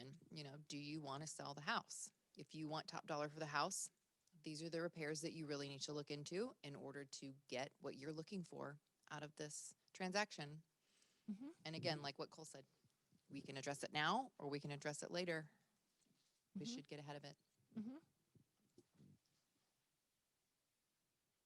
So weird waiting for the microphone. I think it also goes back to what you said earlier, where you have control over who you can choose to make the repair, and in the long run, it may cost you less money to make the repair now than if the buyer chooses the most expensive contractor in Springfield to correct it. Bingo. 100%. It's all about control and timeliness and the ability, like, you're going to tell them, hey, roofs and window companies are months out right now. So if there's a problem, we don't want to blow a transaction, especially if you're moving out of state and you have a new job that you're starting, or you just don't know what their situation is. But helping them always tie it back to their desired outcome. Why are we doing this? Why are we moving? How important is it to you that we close on time? So would you be willing to look at this in advance so that what you want is going to happen? Do you think it's a better strategy to, a roof, for example, to get somebody out there, say, okay, this is what needs to be fixed. Okay, fix it, and then we're going to list it, or get a quote and then list it, and then if it comes up later, say, here, this is the quote we received.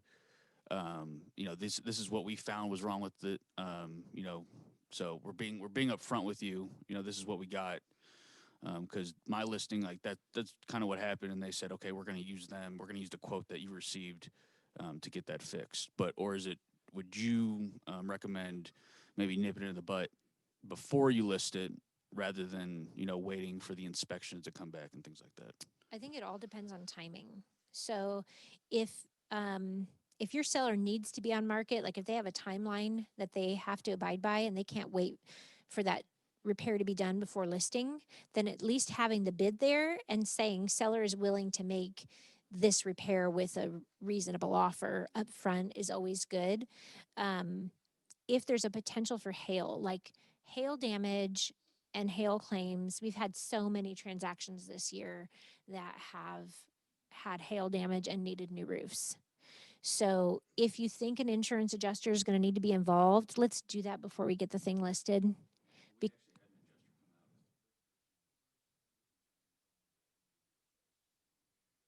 Mm-hmm.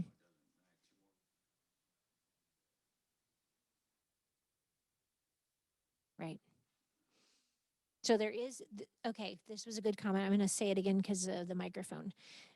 There are varying opinions about conditions of roofs. Sometimes a company will say it needs replaced. A lot of times that's motivated by they want a job. They want the work done, right? So who's doing the evaluation? Generally speaking, if an insurance adjuster comes out and looks at it and says there is not enough hail damage to replace the roof, there's maybe some minor damage, but we're not going to replace the roof. If it's good enough to stay the way it is for an insurance company, then probably your seller's not replacing that roof. And it doesn't matter which buyer asks for the roof to be replaced. Your seller's not going to do it because their insurance is not going to cover it. So better to say up front, like we have XYZ roofing company that's evaluated it. There's some minor damage. There's this much granular loss. However, we've checked with insurance and they've stated roof is okay and it does not need to be replaced. Mm-hmm. Buyers fear the unknown more than the known. So if they know it ahead of time, like if they see a disclosure that has all that information, they may not even ask any further. Mm-hmm. Because they'd rather know than not know. Mm-hmm. My answer for the do we really have to make this repair is, in my head, what percentage of buyers are going to ask for this repair? If it's something that just about every buyer out there is going to ask for, absolutely, let's do it. Let's do it before we get the house listed if we can. Not every repair that a buyer asks for is reasonable, but there are some things, for instance, damage in the crawl space, termite damage, roof damage. There are some things that every single buyer out there is probably going to ask for, unless they're buying it as a deal and it's a fix and flip and they're getting it under market value anyway. Right? How about this is my favorite. I just want to sell my house as is.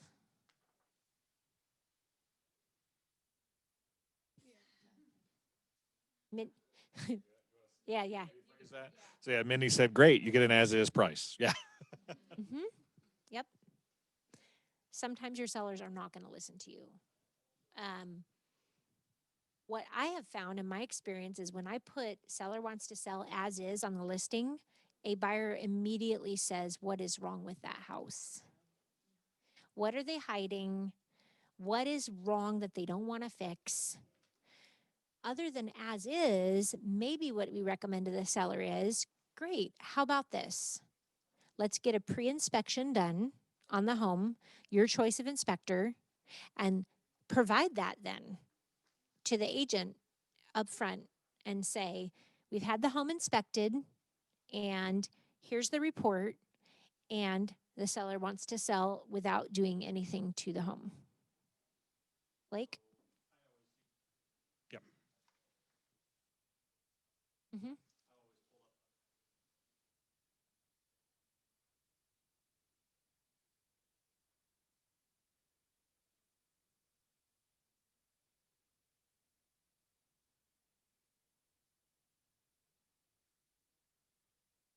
Mm-hmm.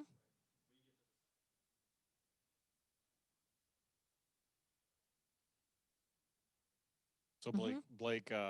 Blake actually pulls up as-is listing, shows those to the seller, and says, "This is what an as-is listing looks like." So, yeah, good point. One thing I say too is I remind my sellers that the buyers have rights to inspections, regardless of what your intention is. Yep. Really, all you're telegraphing for as-is is that you don't have any intention of making any repairs. The buyers still have a right to request them based on the contract. Mm-hmm. I've had several as-is properties Yep. that I have negotiated repairs on on behalf of the buyer, and the sellers have still made it. All we did was get a better price. Mm-hmm. Yeah.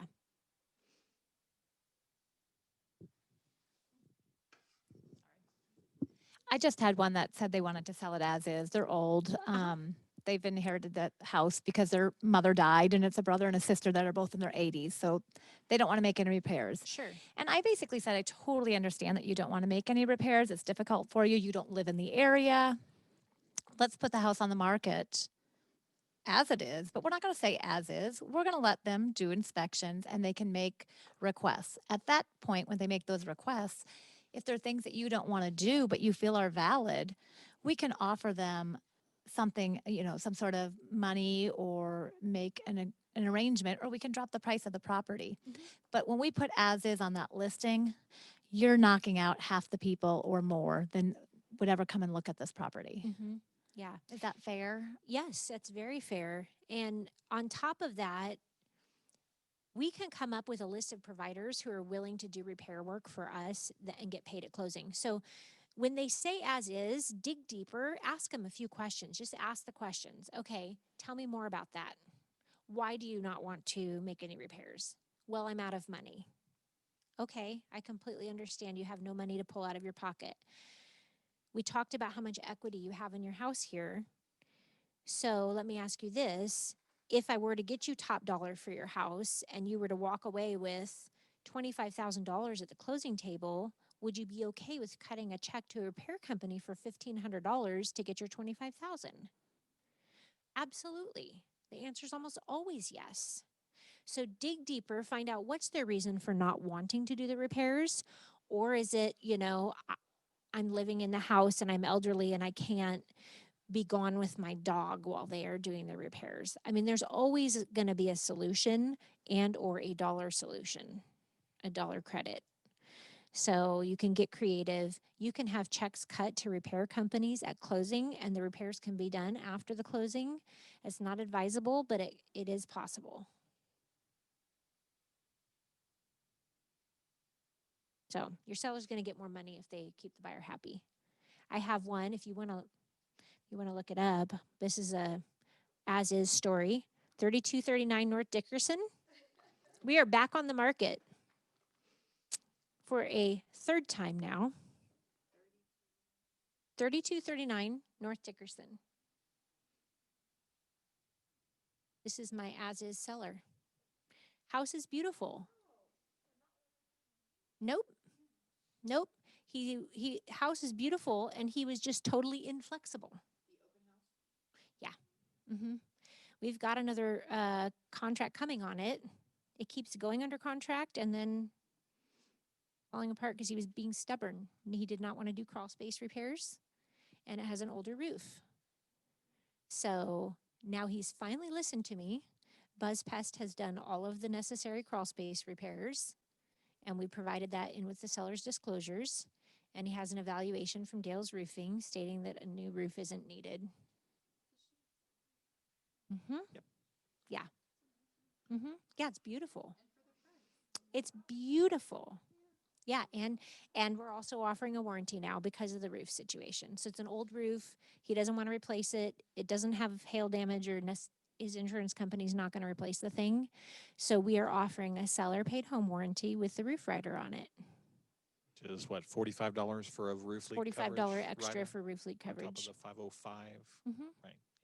Yeah. Yeah, That's paid at For peace of closing. mind. So again, no money out of pocket on that, right? yeah. So I mean, the first time it fell through, it really wasn't his fault. We had gotten it under contract with a cash buyer, and the morning of closing, buyer went to do the final walkthrough, and the refrigerator line, he had removed his fridge over the weekend, and that little water line leaked all over the nice pine wood floors, and they were cupped and warped and required an insurance claim. And the buyers did not want to hang on.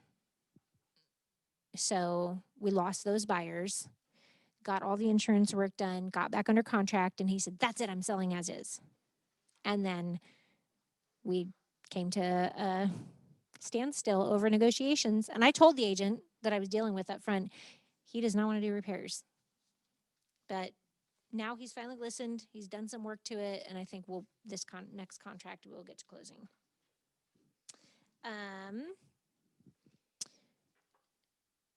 Any more comments on how you would handle the why can't we sell as is? Any more comments on why can't we sell the house as is? What would you want to say?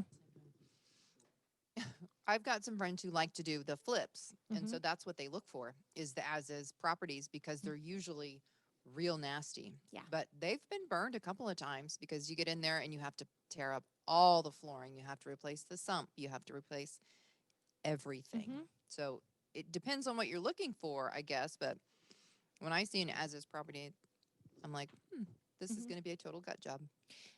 Never forget, Brian mentioned it, as is with rights of inspections.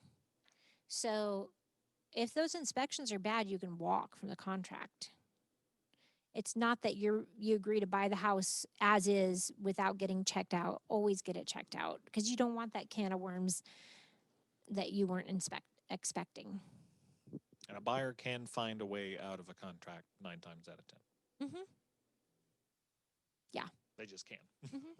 They just call their lender friend and say, "Would you write a decline of finance letter?" Boom, they're out of the contract. They get their earnest money back.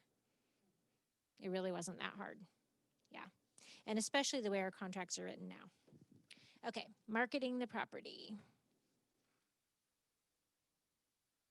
We have got on page, it looks like page 16. This is a 14-step marketing plan. And why don't we go around the room and we'll take turns reading you want to start in this corner. We'll just go around and we'll take turns reading and talking about each one. So you start with number 1. Okay.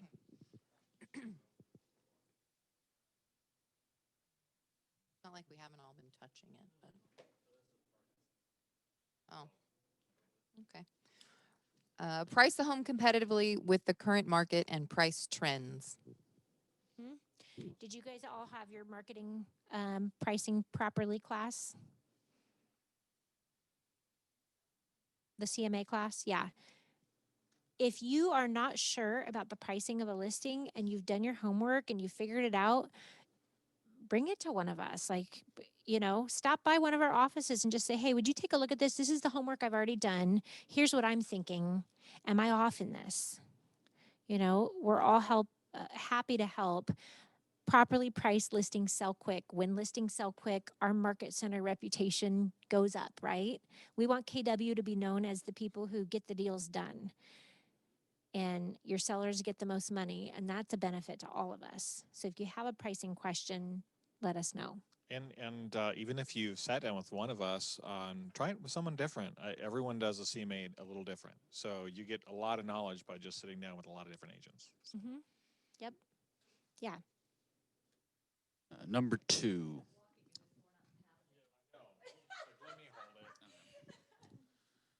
Number 2, advise sellers on how to attract buyers by showing their home in the best possible light. Okay, so we talked about that. Smells, clean, declutter. Make it look decent. Okay, number 3. Place for sale signs with property flyers, easy, accessible to drive-by buyers. I feel like this was written back in the 90s. I don't know. Who does that anymore? The boxes with the flyers? No, yeah. I mean, people just pull it up online and look through all the pictures. So I say scratch that. Don't worry about the flyers. Now, what you may want to have is in the house, you will want to have an information booklet that you've prepared for your seller. You can bind it, and you'll want to have, besides the photos of the home and the copy of the listing, copy of the disclosures, copy of utility bills if they are favorable to your seller getting the house sold. If they're not, don't put them in there. Let the buyer's agent do that homework themselves. Now, there have been agents that have put their app code on a rider and said if you for more info is where you can go. Right. Know. So that's digital is better than actually having physical flyers. Mm-hmm. So. Yep. But have as much information there at the house for the buyer and their agent to walk through. And here's why. Because they go look at 5 houses and they tell their people, oh yeah, when I get back to the office, I'll check that out for you. I'll check that out for you. I'll check that out for you. Guess what they don't do? They forget. So the more questions you can answer for that buyer and their agent while they're there at the property, the more likelihood for your seller that they're going to get the job done. And your seller goes, man, they're really working hard to market my property. They made this really nice information book. You can spiral bind it, or you can put it in a binder, have extra takeaways for people, have extra nice looking flyers. It does not cost you a ton of money to do an extra good job for your sellers. Respond to all buyer inquiries immediately. Yeah, if they don't want that house, then you could pick up a buyer. Like, always answer your phone. Yeah. Optimize the home's internet presence by posting your property in the Keller Williams listing system, local and global MLS systems, and on social media with plenty of photographs and a description of the property. So, internet presence. I mean, our listings get syndicated out. They're going to get syndicated. What are you doing on social media to showcase the house? Sellers expect this now. And if you're not comfortable being on camera, get comfortable being on camera. Because it's twofold. Walking through a house with the camera, people are seeing you. It's going to help you get your seller's house sold, and it might help you pick up other listings down the road. So people are like, oh, they're working hard to get this house sold. And people like the house walkthroughs. Right? Okay. Post the home on your branded KW app. That happens automatically. Create flyers and comment cards for viewers of the property. So the comment cards, I don't really do those, but when I have an open house, I will ask people to complete a little survey on a scale of 1 to 10. How would you rate this home as compared to the others that you're looking at? And is there anything that you would change about the house that would make it show better? And price-wise, How do you feel about that? The list price. I mean, people love to give their opinion about stuff. And if you have a seller that's being unreasonable and they don't listen to you, and you have those survey cards and you have 20 different people all saying the same thing you said, that's validation. So, does not hurt to do at open houses. Amy, do you use Showing Suite or the Super function for surveys, or like what's your I process do, for but collecting people don't feedback? answer them. Yeah. They don't. So you can also follow up. So if buyers agents have shown the house, do follow up calls. Yes. What did you think? What did your buyers think? If they're not putting in an offer, be honest with me on your thoughts on pricing. One step that listing agents make is linking the serial number for the lockbox to the listing. If you do that, then you can go into the MLS and actually see a record of everyone that's hit a lockbox and their contact information, so follow-up is easier. Yep.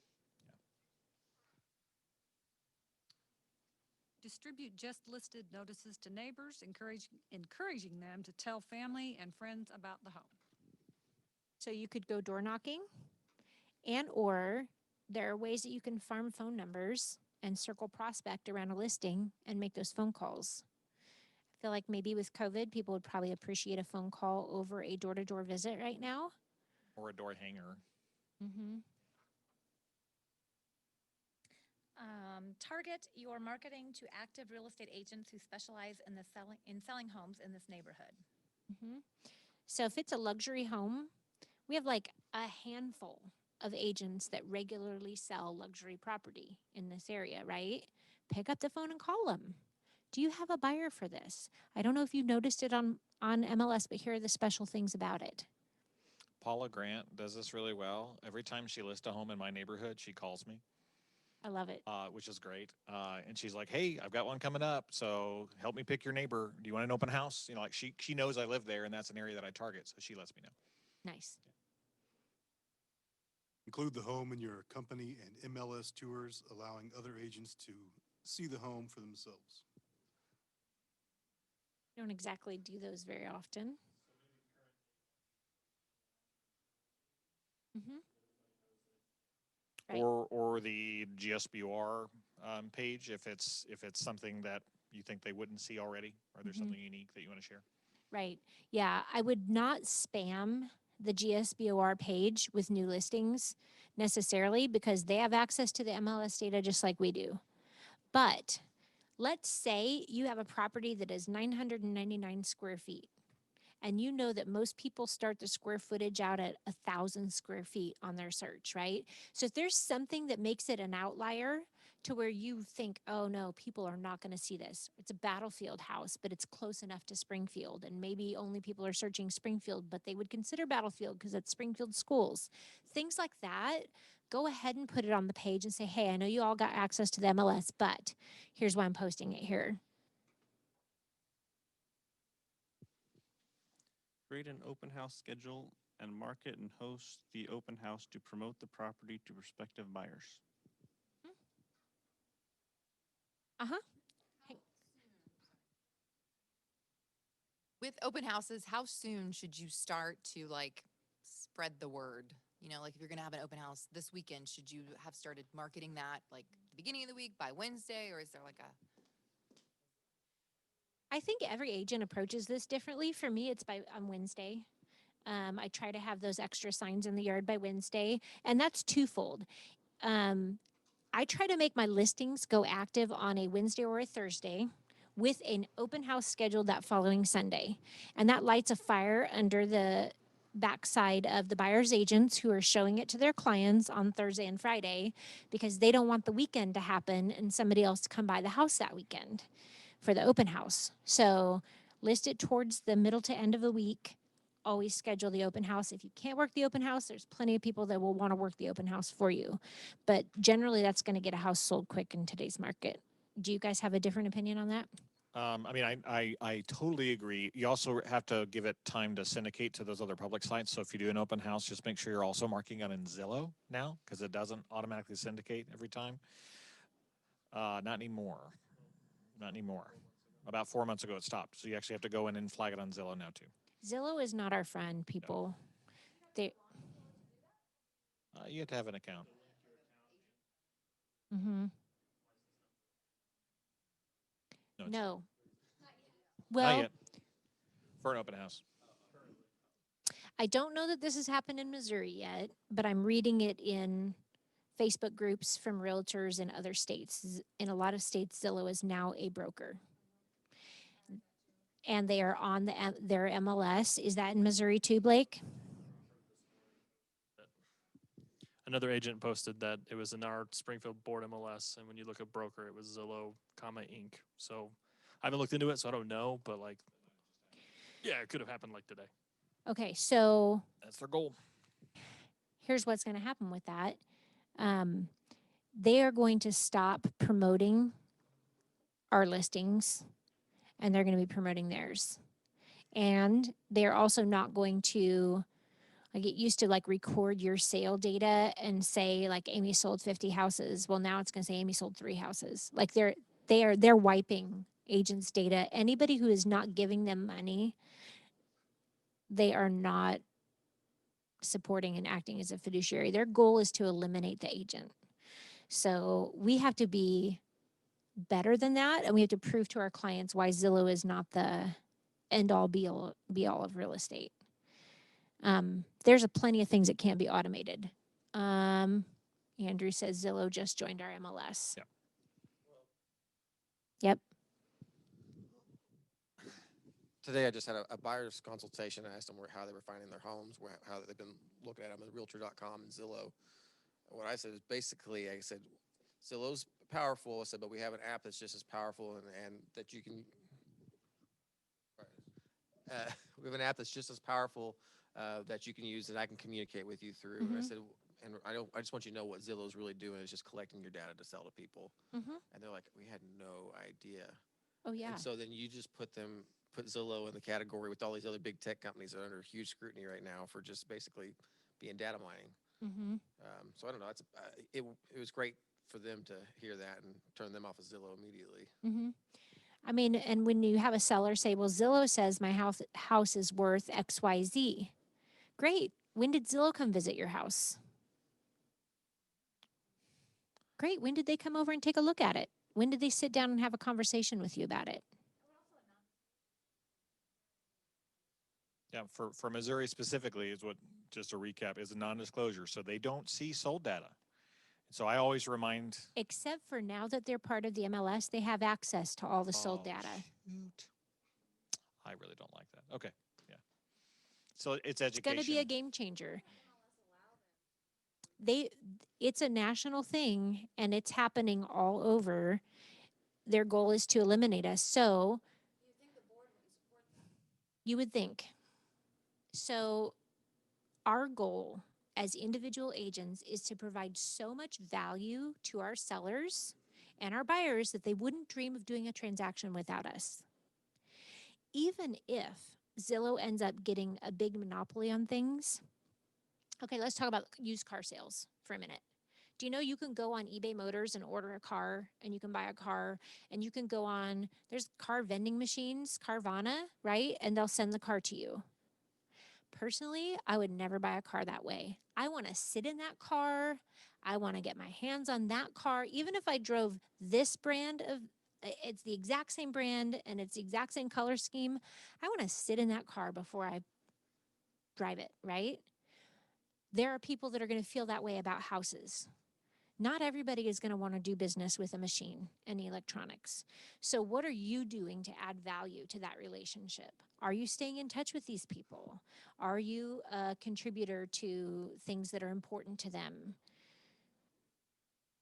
You will always have business if you look out for people and not numbers, right?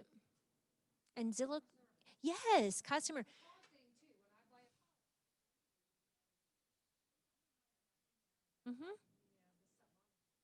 Yeah. Yes. There will be people that Zillow is going to put out of business. People that don't want to work for their paycheck. People that are just door openers. I'm sorry, but you can pay somebody $10 an hour to go be a door opener for you. But if you learn the industry and you have knowledge to share and a wealth of information and you are a fiduciary for your client, like Blake said, I wouldn't dream of doing this on my own next time, right? they're just a paper pusher. They can put stuff on the internet. So you got to make sure whatever you do is better than what they do. Until they hire agents. Right. Except for, yeah, okay. Yeah. No. Okay. But you know what I mean? Until they hire agents. Here's Right. my kind of take on Zillow, because I've followed it very closely. They've never been profitable. Right. They weren't profitable when they were buying houses and selling them. They've not been profitable through their lead gen for agents. But maybe this is what's going to make them profitable. Unless we don't They're work trying. for them. Unless we don't work for them. But why in the world do I see so many people in this market area who have a premier agent label, and including in this market center? I know. I mean, I'm just asking the question. Yeah, I won't do it. They give you really cool socks. Yeah. No, not my socks. Yeah. Realtor.com is doing the same thing. I know. So is Dave Ramsey. Yeah, and so is Dave Ramsey. And so and is, Trulia and Homelight, and the list goes on. Yes, and on. Op City, right? Basically, they're controlling the traffic. So the big thing that when I first started real estate, everyone talked about the market shift, right? So you expect, inventory is going to come up and then prices are going to change. No, like a market shift can happen because Zillow comes to town and now there's agents that work W-2 instead of 1099. So when Amy says the people that open doors, so if the only thing you're doing is opening the door and showing your client, Zillow could put you out of business, and not like they're the big bad wolf. No, literally they could come in and just spend money and put you out of business. There are lending companies, there are mortgage lenders that are contracting and offering for them to find the agent and open the door. And you can try your agent until you find the right one, right? Everyone is going to want to take over that ownership, or that to be the fiduciary. Yeah. Everybody's taking a piece of the puzzle, and especially for buyer's agents right now. When the mortgage lenders I'll one up you on that. They're like, well, if you use our agent, we'll give you $2,000 back on your closing costs. Yeah. But that's why Gary Keller started Keller Mortgage. And if you're not using it, you need to be. Because guess what? We can spin that. You use us, you use Keller Mortgage will give you money back on your closing costs. And now we have Keller covered, so we have insurance. Insurance as there's well. There's a reason why those big moves are happening at the national stage. Yes, but why do you think within the market center they're teaching you make your phone calls to your sphere, send note cards to your sphere? It is relationships that will keep you in this business. It's not about chasing the stranger. It is a relationship business, and that is where your money is going to be made here. Taking care of people, exceeding their expectations, and you'll be okay. The other thing is getting started right now. Go after listings. Get listings. I wish I would have learned how to get listings. I feel like I'm still learning how to get listings. But the reality is that if you can get the listings, you can also pick up buyers. And if you're waiting for OpCity or Homelight or Zillow to hand you a buyer at a 40% referral fee, it's like you're working for them. I mean, they don't even have to put you on W-2. They charge you a 40% referral fee. Those companies don't know the name of the seller's dogs or their kid's birthday. And the cats. So I refer it to my clients. I have yet to have somebody actually use them and close with them. But it's a resource that you can give them. I've closed 4 with Keller Mortgage. They work just fine. They beat the heck out of Rocket Mortgage, right, or Quicken Loans. But it's more of a conversion tool than it is a mortgage tool. I mean, if that's what helps you provide enough value to take the listing or take the buyer, then it helps. And you can be a listing agent and offer Keller Mortgage to a buyer's agent that's not part of our company too. So you can use that as a negotiation tool, which I have done. I had a buyer that was asking for $6,000 in closing costs, and we renegotiated and got them to swap to Keller Mortgage and got that down to $3,000. 99.9 close on time. Awesome. And they do all 4 that I did close on time with no issues at all. That's great. Yeah.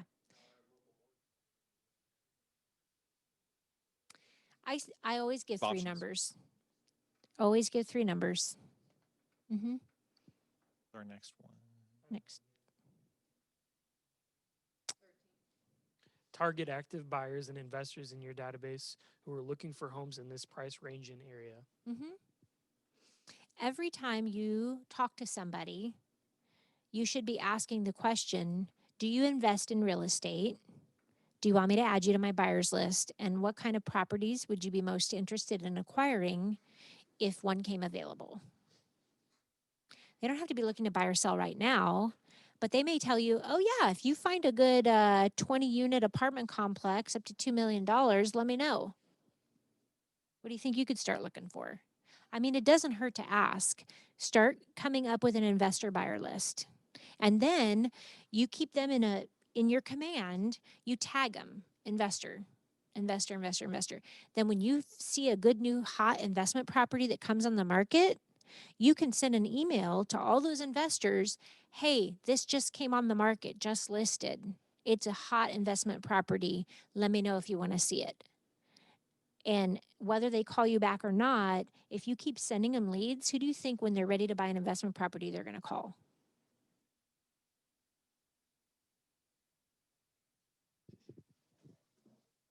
Provide the seller with weekly updates detailing your marketing efforts, including comments from the prospective buyers and agents who have visited the home. Mm-hmm. So I could be better about this, honestly. Sometimes we get busy and we don't follow up to tell the seller we did what we told them they were going to do. We do it and we just assume that they knew we did it, and we shouldn't assume anything. So the rule is tell them what you're going to do it, tell them you did it. And then if there's a result from it, let them know what that result was. So every week there should be this at least a minimum weekly follow-up call with your seller who's on market to say, hey, here's what's going on in our market this week.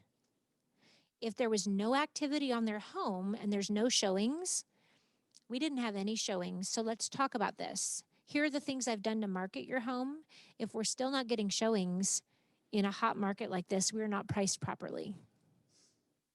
So every week there should be some sort of conversation on here's the activity on the house, here were the number of agents that showed it, and here was the feedback they provided.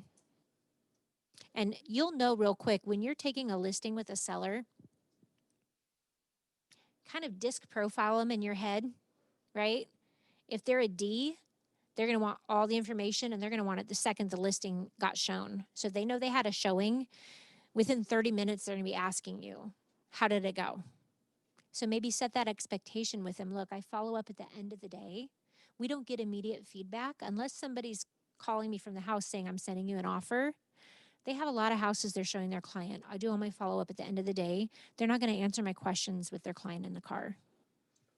Set expectations with your seller about when they're going to get that feedback. Even if there's no showing activity, you can look at the major websites and see what kind of activity there has been online too, like how many saves, how many views. Mm-hmm. You can share that information if they don't have showings. Mm-hmm. You can even set it up through MLS for a weekly report that goes out, automated to your seller. But send a copy to yourself too, so you know what you sent them. So when they call you to talk about that thing you sent, you're like, okay. I actually, yeah. Mm-hmm. It was automated, but you want them to think that you spent hours compiling that graph that went to them. So you better know what's on it. Otherwise, you'll expire and someone else will take the listing. Mm-hmm. And they'll say, the agent called me twice. Mm-hmm. Yeah. So weekly updates on our marketing efforts. Really, in today's market, if we've been on the market more than 2 weeks, something's not right. Because stuff is literally flying off the shelf that fast. I mean, almost even a week, huh, Brian?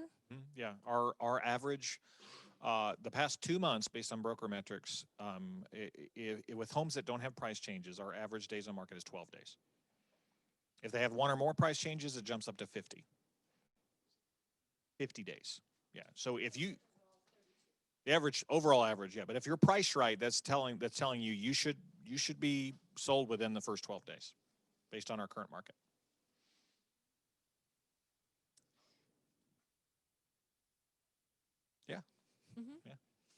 As a fiduciary, set up the proper expectations for your seller about what this market entails, what it's going to look like, but you also don't want to overpromise and underdeliver. So if you tell them their phone is going to blow up and they're going to get a million calls and then they don't, they're going to be like, what's wrong?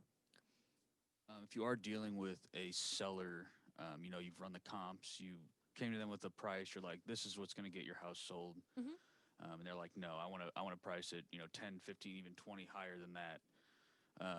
How do you handle that? Is it like, okay, we'll put it on at this price and then in a week, like we'll lower it? Or is it like, listen, like this is what, or I guess, I mean, you have to look at their motivation, like how quickly they're looking to sell. Cause if we, you know, we could list it at this, but it's going to take, you know, 6 months to a year to sell, or we could list it at this price and get it right off the market. How do you handle that? So graphics are really helpful when talking to sellers, and I will usually have some graphics like this in my listing packet.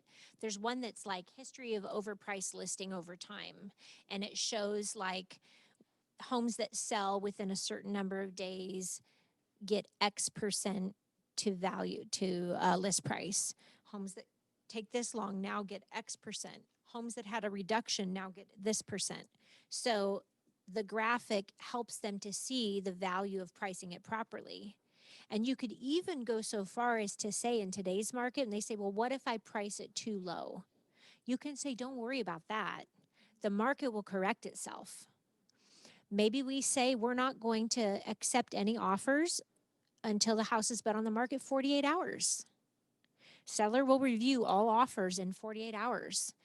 Give it a chance to have all these multiple offers come in. If we've priced it a little too low, the market will respond and we'll be getting offers over asking price. One thing I would caution you is make sure that you're not talking to the market as a whole and not the market of that specific property too. Yes. You can do the research on this price range in this subdivision or this school zone. What does the market activity look like? And Flex will let you dial that all the way down as far as you want. I know we talked about this the other day. There was a listing that you had went on, right, that was actually in a buyer's market because there was, you know, 18 listings and only 4 had sold in the past 6 months. Right. And then also on the marketing piece and setting up seller expectations, you also want to have that conversation with them that, okay, be prepared to not be at home maybe these first 48 hours, the first 2 days on market. Can you be gone? What does that look like? Can we allow the agents free access to your home? Do you want it to be appointment only? If it's appointment only, you be the fiduciary and set the showing times with the agents that are going to be going. So different things like that. You could tell them when you leave in the morning, turn all your lights on, have your music going, have it staged as if it's showing because it will be getting shown today. Then the last thing about setting the expectation is you need to talk to them that no matter what buyers are willing to pay for a property, unless we're dealing with a cash buyer, we're still going to be subject to an appraisal. So there will always be a ceiling on what you can get for this property if there's a lender involved. I mean, best case scenario is all cash buyer, close quick, no inspections, no appraisal. Over list price, hallelujah. You just won a client for life if you deliver that. Now, if you get an appraisal done and it comes back over the agreed price, can the seller then come back and say, we want this No. much now? Nope. And the seller's not going to see that. So the buyer's lender gets the appraisal. The only time we see what that appraisal looks like is when it's short. Otherwise, the email we get is, we've met value. We're good.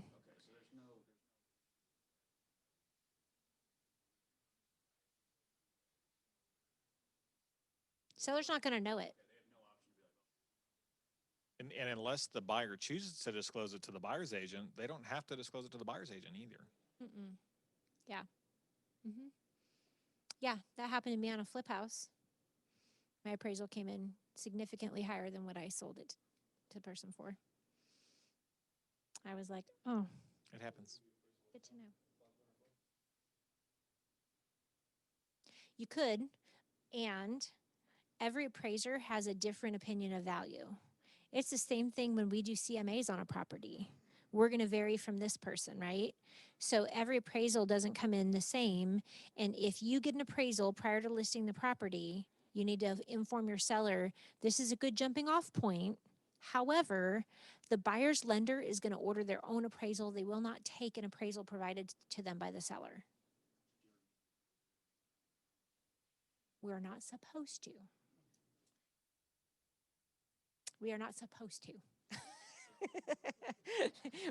You have a discrepancy in your appraisal and you Uh-huh. feel like it's been done, like maybe it hasn't Yes. met. You can call the appraiser, you can call the lender and talk to them about kind of how they came to their conclusions. Mhm. It doesn't usually do anything, but Yeah. it's So appraisers are like agents. There's some great ones out there, and there's some real stinkers that you just don't want to deal with, and be honest. And it's luck of the draw. We don't get to decide. The buyer doesn't get to decide. The lender chooses from a random pool of appraisers that are their approved appraisers for that loan. So, worst case scenario, you get a buyer that gets one of these appraisers that feels it's his job to keep the market in check. Not lying, those are the words. It's my job to make sure our market doesn't get too high, you know, and then comes in with a bad appraisal. If that were to happen, and if the buyer still really wants the house, and if you are 100% confident in the comps you pulled and they did use the wrong thing, you can suggest they switch lenders. Hey, you know what? I'm willing to extend the closing by another 2 or 3 weeks. Switch to this lender here. He'll pull a new appraisal. And I've done that before. And I had the buyer, and she really wanted the house, but it was contingent on the appraisal. And we knew the comps, and the appraiser was smoking crack. So I said, hey, if you pull your loan from this lender and you give it to this lender, they're pretty confident. I've sent them over the comps. They're pretty confident that their appraiser will get the deal done for us. I had the buyer's agent because the seller was not going to reduce their price. And my buyers did not want to lose that house. So I was like, well, here's the deal. If the seller's not willing to come down on price to match the appraised value, we could, here are the comps I pulled. Here's why I think that you're not overpaying for the property. Ultimately, you live in this house. It's your decision. But they could switch lenders and get a new appraisal unless it is an FHA loan. That sticks with the property for 6 months. However, it sticks with the property for 6 months for other FHA buyers. Conventional, it doesn't matter. So if you go back on market and now you have a conventional buyer, they could have a different appraiser. But it goes in like an FHA database. Mm-hmm. sorry, because I called the lender on this deal that I was working on, and she was very sympathetic because she had seen the house. She knew that it was worth the list price, the contracted price. Yeah. She's like, I can't really do anything about it. If you can find me some comps that will support the value, the value, then I would be more than happy to, retry this again. And so she was really, really helpful in that regard. But there just wasn't. So, anyways, yeah. that was a different situation. I feel like in our market, there are appraisers with two different mindsets. The first mindset is, how can I put this together, within reason, obviously. Being reasonable, how can I make this happen? And they search for the comps to help support the value on the property. And then there's the other ones that are like, it's my job to keep the market in check. And so they don't search as hard. It is what it is, and it's luck of the draw. You have no control over that. But what you can do, is Andrew, to your point, if you're not supposed to ever talk to an appraiser, but if you have strong opinions as to what comps are helpful, that appraiser has to go out to that house and they have to evaluate it. So it would not hurt to leave some things out on the counter, and it could be labeled at the top of paper, comps. You can put whatever you want on that, right? If they choose to look at it, that's their business. By law, they are not supposed to have a conversation with you. They can get in trouble if they do. However, once in a while, I will get a phone call from an appraiser saying, Amy, help me out here. can you just tell me which houses you used as comps when you comp this out? I'm really searching. I'm really trying to add value to your client and I'm struggling. And if I tell them and they say, oh, I can't use that one and here's why, then at least I understand when I go to my seller to say, the appraiser wasn't allowed to use this as a comp and here's why.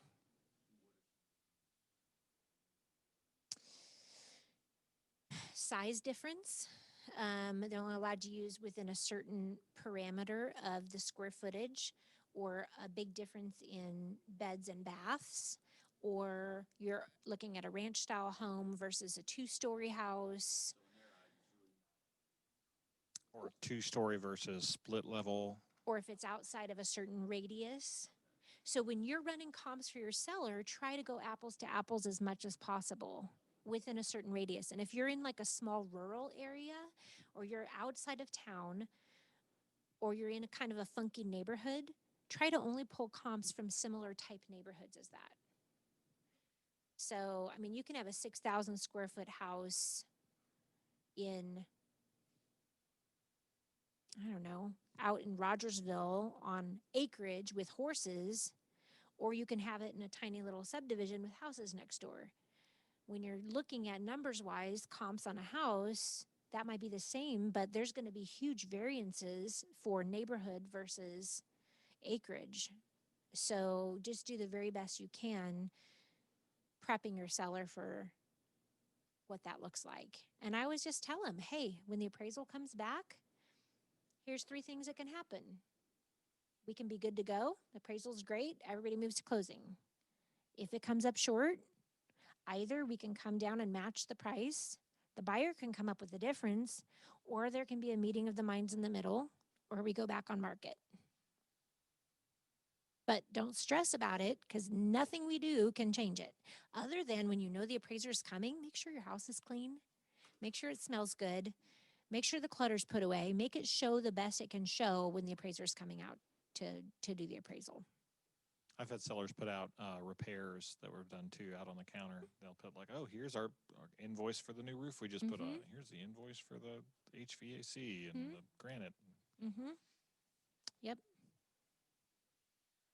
I just wanted to say, it took me a while to figure this out, but when we're pricing and we're doing our CMA, we're doing it with active. We're using a lot of data. When the appraisers are doing their job, they have strict restrictions placed on them. And so on one particular deal, it was the first one to be sold in this area. There was nothing to comp it. It did fall short on the appraisal,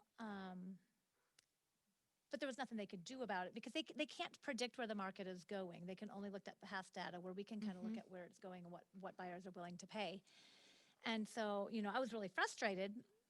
And I've got a friend who's an appraiser, and just kind of talking about it with him kind of helped me understand that they're not always being difficult on purpose. Right. Sometimes there really is legitimate reasons that they can't do it. Even though they think it's worth it, they still can't appraise it unless they can have the proof, and they have to pull their comps, and they have to be able to back it up. And several years ago, a whole bunch of appraisers got in a whole heap of trouble because when they were pulling those appraisals, they didn't appraise out. So one of the things when I'm working with a buyer putting in an offer on that same property, then that I would just let them know is, hey, it's not going to appraise, or it may not. I mean, it wasn't going to, but it's worth it. And if you can pay the cash or pay the difference, then we don't have a problem. We can still make this work. Right. But knowing that up front is helpful. Yeah. And I mean, having that conversation. So when you're representing your sellers, is talking about selling the listing, right? And you've got a whole bunch of offers and they all look the same and they're all over list price. It does not hurt to have the conversation with each of those buyer's agents. How would you all handle a low appraisal? Let's just say worst case scenario. What if you've offered over list price and you want your closing costs included? What happens if, let's say it's a $150,000 house with $5,000 of closing costs included? What happens? That's net to your seller, $145,000. What if the appraisal comes back at $147,000? My seller is not going to lower the price to $147,000 and now pay $5,000 of your buyer's closing costs. Does your buyer have the ability to get closing costs gifted to them? or, because that's not my seller's problem. They could go ahead and sell for 147 and still net more in their pocket. So having that conversation with the buyer's agents that are bringing you the buyers, how are we going to handle this? Let's say we do go under contract with you. It does not hurt to have that conversation. And your job as the seller's agent is to get your seller to closing for the most amount of money they can net in their pocket. And especially knowing things are iffy with appraisals right now and stuff's going over asking all over the place. Look for the offers that don't have closing costs included. And look for the offers where the agent will tell you up front, well, we have extra cash in the bank. If it's a low appraisal, my people will pony up the difference. I mean, they're desperate. They've written 5 or 6 offers and their people are getting beat out. I've told it to other agents in a multiple offer situation. My buyers have already told me up front, like, this is our offer, we're sticking with it, even if it doesn't appraise out, we've got the cash for the difference. We will keep this deal together. So I would check the box on the contract if it was a lender issue. But like if they've got to get gift money from people, or you could write it in special agreements. Buyers agree that if the appraisal comes out even $5,000 low, I'd put a cap on it to protect your people.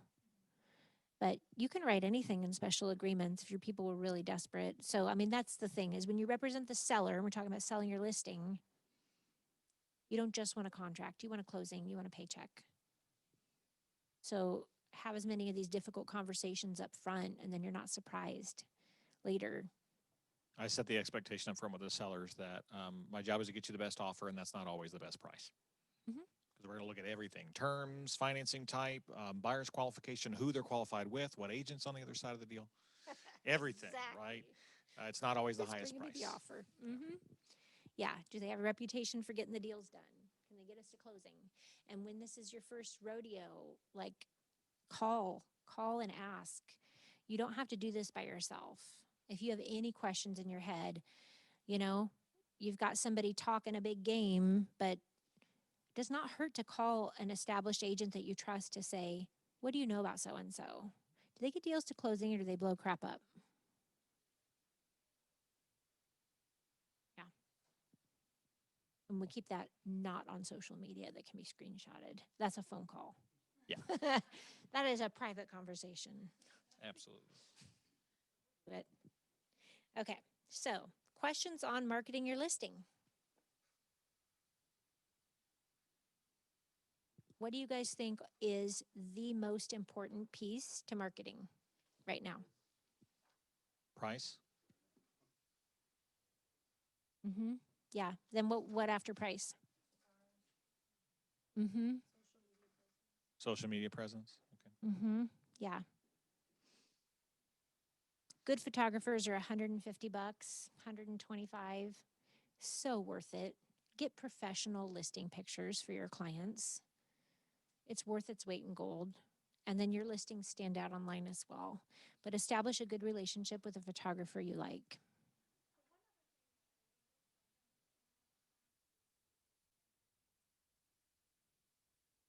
Amity. Okay.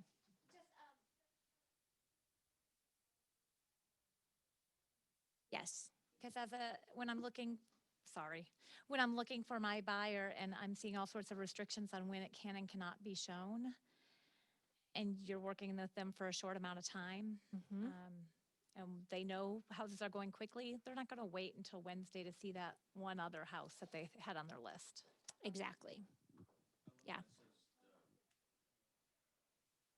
Don't let the cat out. Yeah. Yeah. That's a great showing instruction. Oh no. Oh. I was aware, and then I walked to the house. I wasn't thinking about it. And I opened it up, and the cat just was saw it. Speedy Gonzalez. Yeah. Yeah. A licensed cat herder is in our job description, actually. Yeah. I've done that. Yeah. Mm-hmm. Yeah, it's way down low and 10 print. Mm-hmm. Yeah, but as a seller's fiduciary, you have that conversation with them. How would you feel if your cat got out? You do realize we can put that on the listing, but we can't control the behaviors of other people.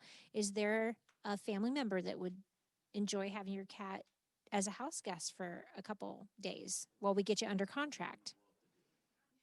Right? Tolerate. Yeah. No, these are all important conversations to have with your sellers. That's part of communication. Okay. About 13 minutes or so, Amy, just to give you Take a time. break. Well, no, like we've got about 13 minutes left. Okay. Questions. What questions do you guys have?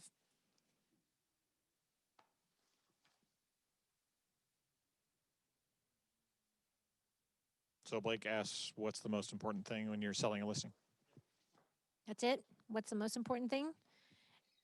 Pricing 100% every day to Sunday. Get it priced properly for the condition and the location, unless your seller is willing to make some revisions to it. And then marketing. Give it full exposure, make it professional, make your listings descriptions accurate, make sure you've got all the information up front and available to buyers and their agents. If it's in a covenanted neighborhood, get a copy of the covenants. If it is, if you have seller's disclosures, make sure those are attached to the listing. The more information that you can provide, the better. And you can always say, provided by seller, so that there's not liability on your side. You know, don't put square footage in a house if don't measure it yourself for square footage. We have our measurement disclaimer, but use either the assessor's evaluation or use the tax data, or you can hire an appraiser for like 50 or 75 bucks. They'll go out and measure the house for you, give you a little sketch, and give you the exact measurements for the house. Kelly.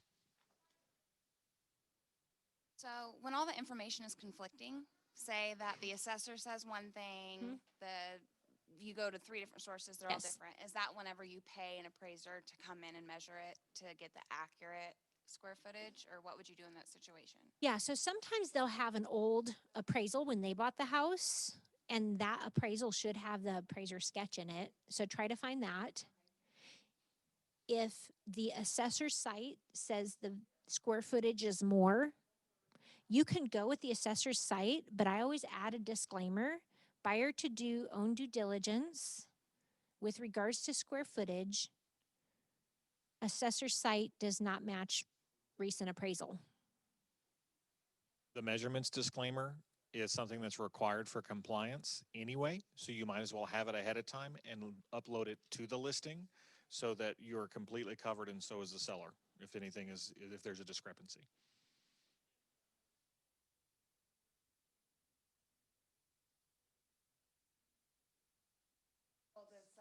The seller paid for the appraisal.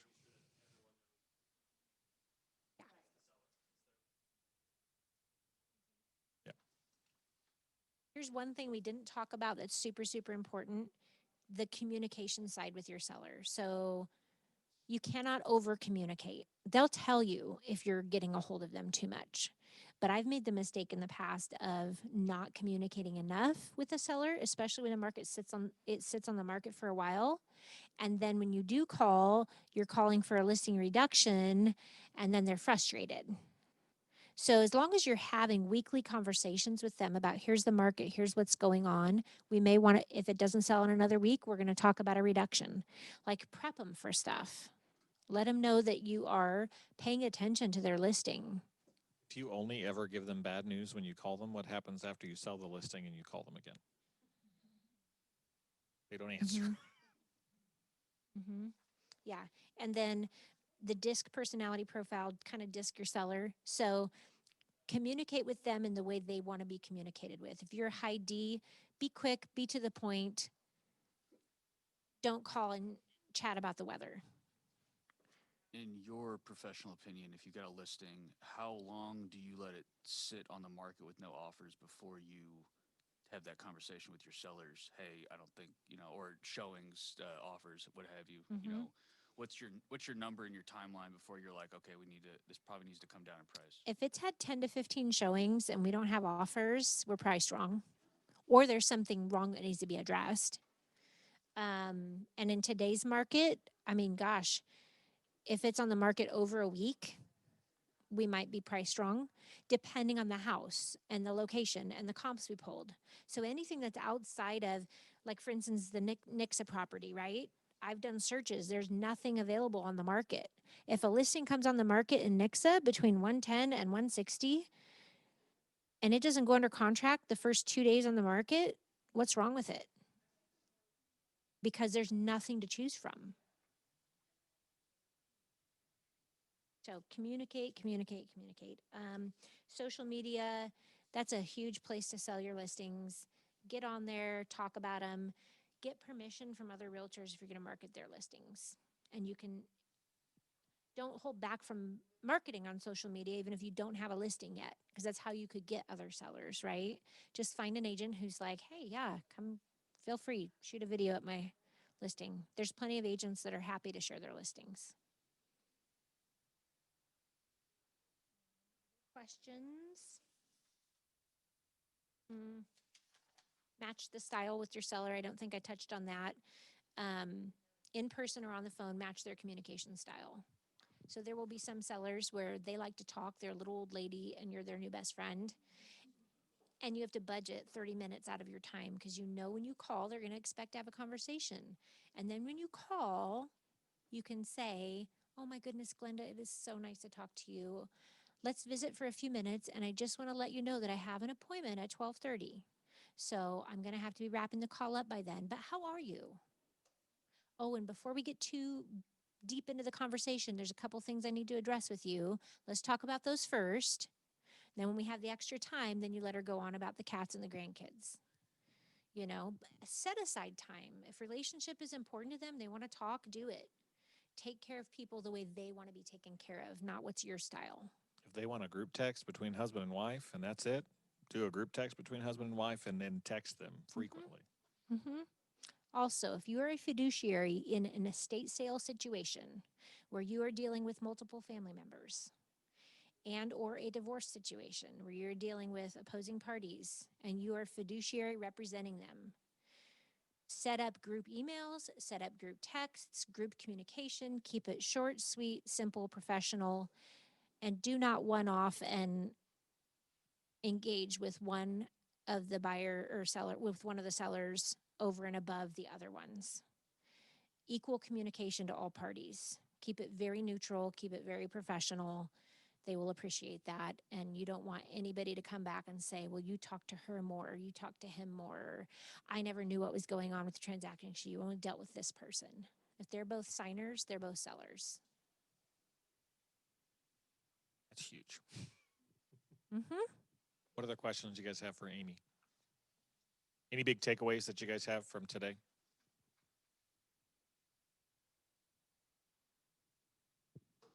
My biggest takeaway was looking at the crawl space for mold and the roof before putting it on the market. I didn't, never would have thought to do that.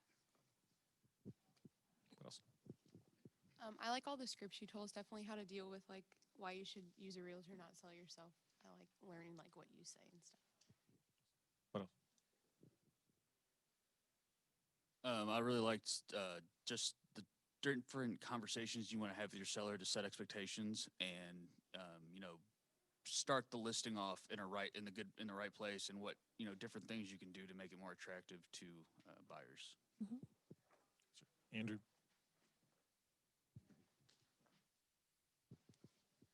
You know, there's so many contracts and everything in the industry. It's easy to kind of think in the box. It's cool to hear a lot of like outside solutions. Like I never would have thought about changing a lender because of an appraisal. It's just so many moving parts. It's cool to see different ways you can make things work. I'm going to give you guys my cell phone. If you get in a pinch and you need help, feel free to call or text me. It's 380-1354. And it's Amy. And if you call and leave a voicemail, also please send a text message and say, hey, I just left you a voicemail. It's so-and-so from KW. And I have an important question. And if I can give you an answer, I'm more than happy to. Just don't forget, the customer experience is the experience expectation that the seller has. If you deliver good, you're going to get good referrals. You're going to get more listings, and you're going to set yourself apart from the door openers and Zillow, right? That's our goal. 100% of the time, we want to add so much value to our client, they wouldn't dream of doing this transaction without us. And that comes from giving them the information and over communicating. So yeah, hope you guys took some good notes. Amy is one of the best referral and repeat agents in our market, not just our marketplace here, but in our market. So Very sweet. Thank yeah, you. so and the reason why is because of the experience she provides for a seller. So make sure that you guys are taking good notes and thinking about how you can implement that in your business. Yeah, 380-1354.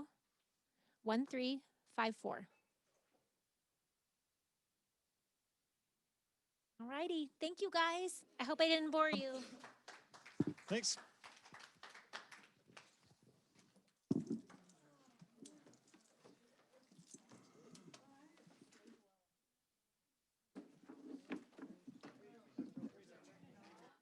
Yeah, I think you mute it. I don't know how to. Oh, is it off on the bottom? Oh, yeah, there's a power button at the bottom.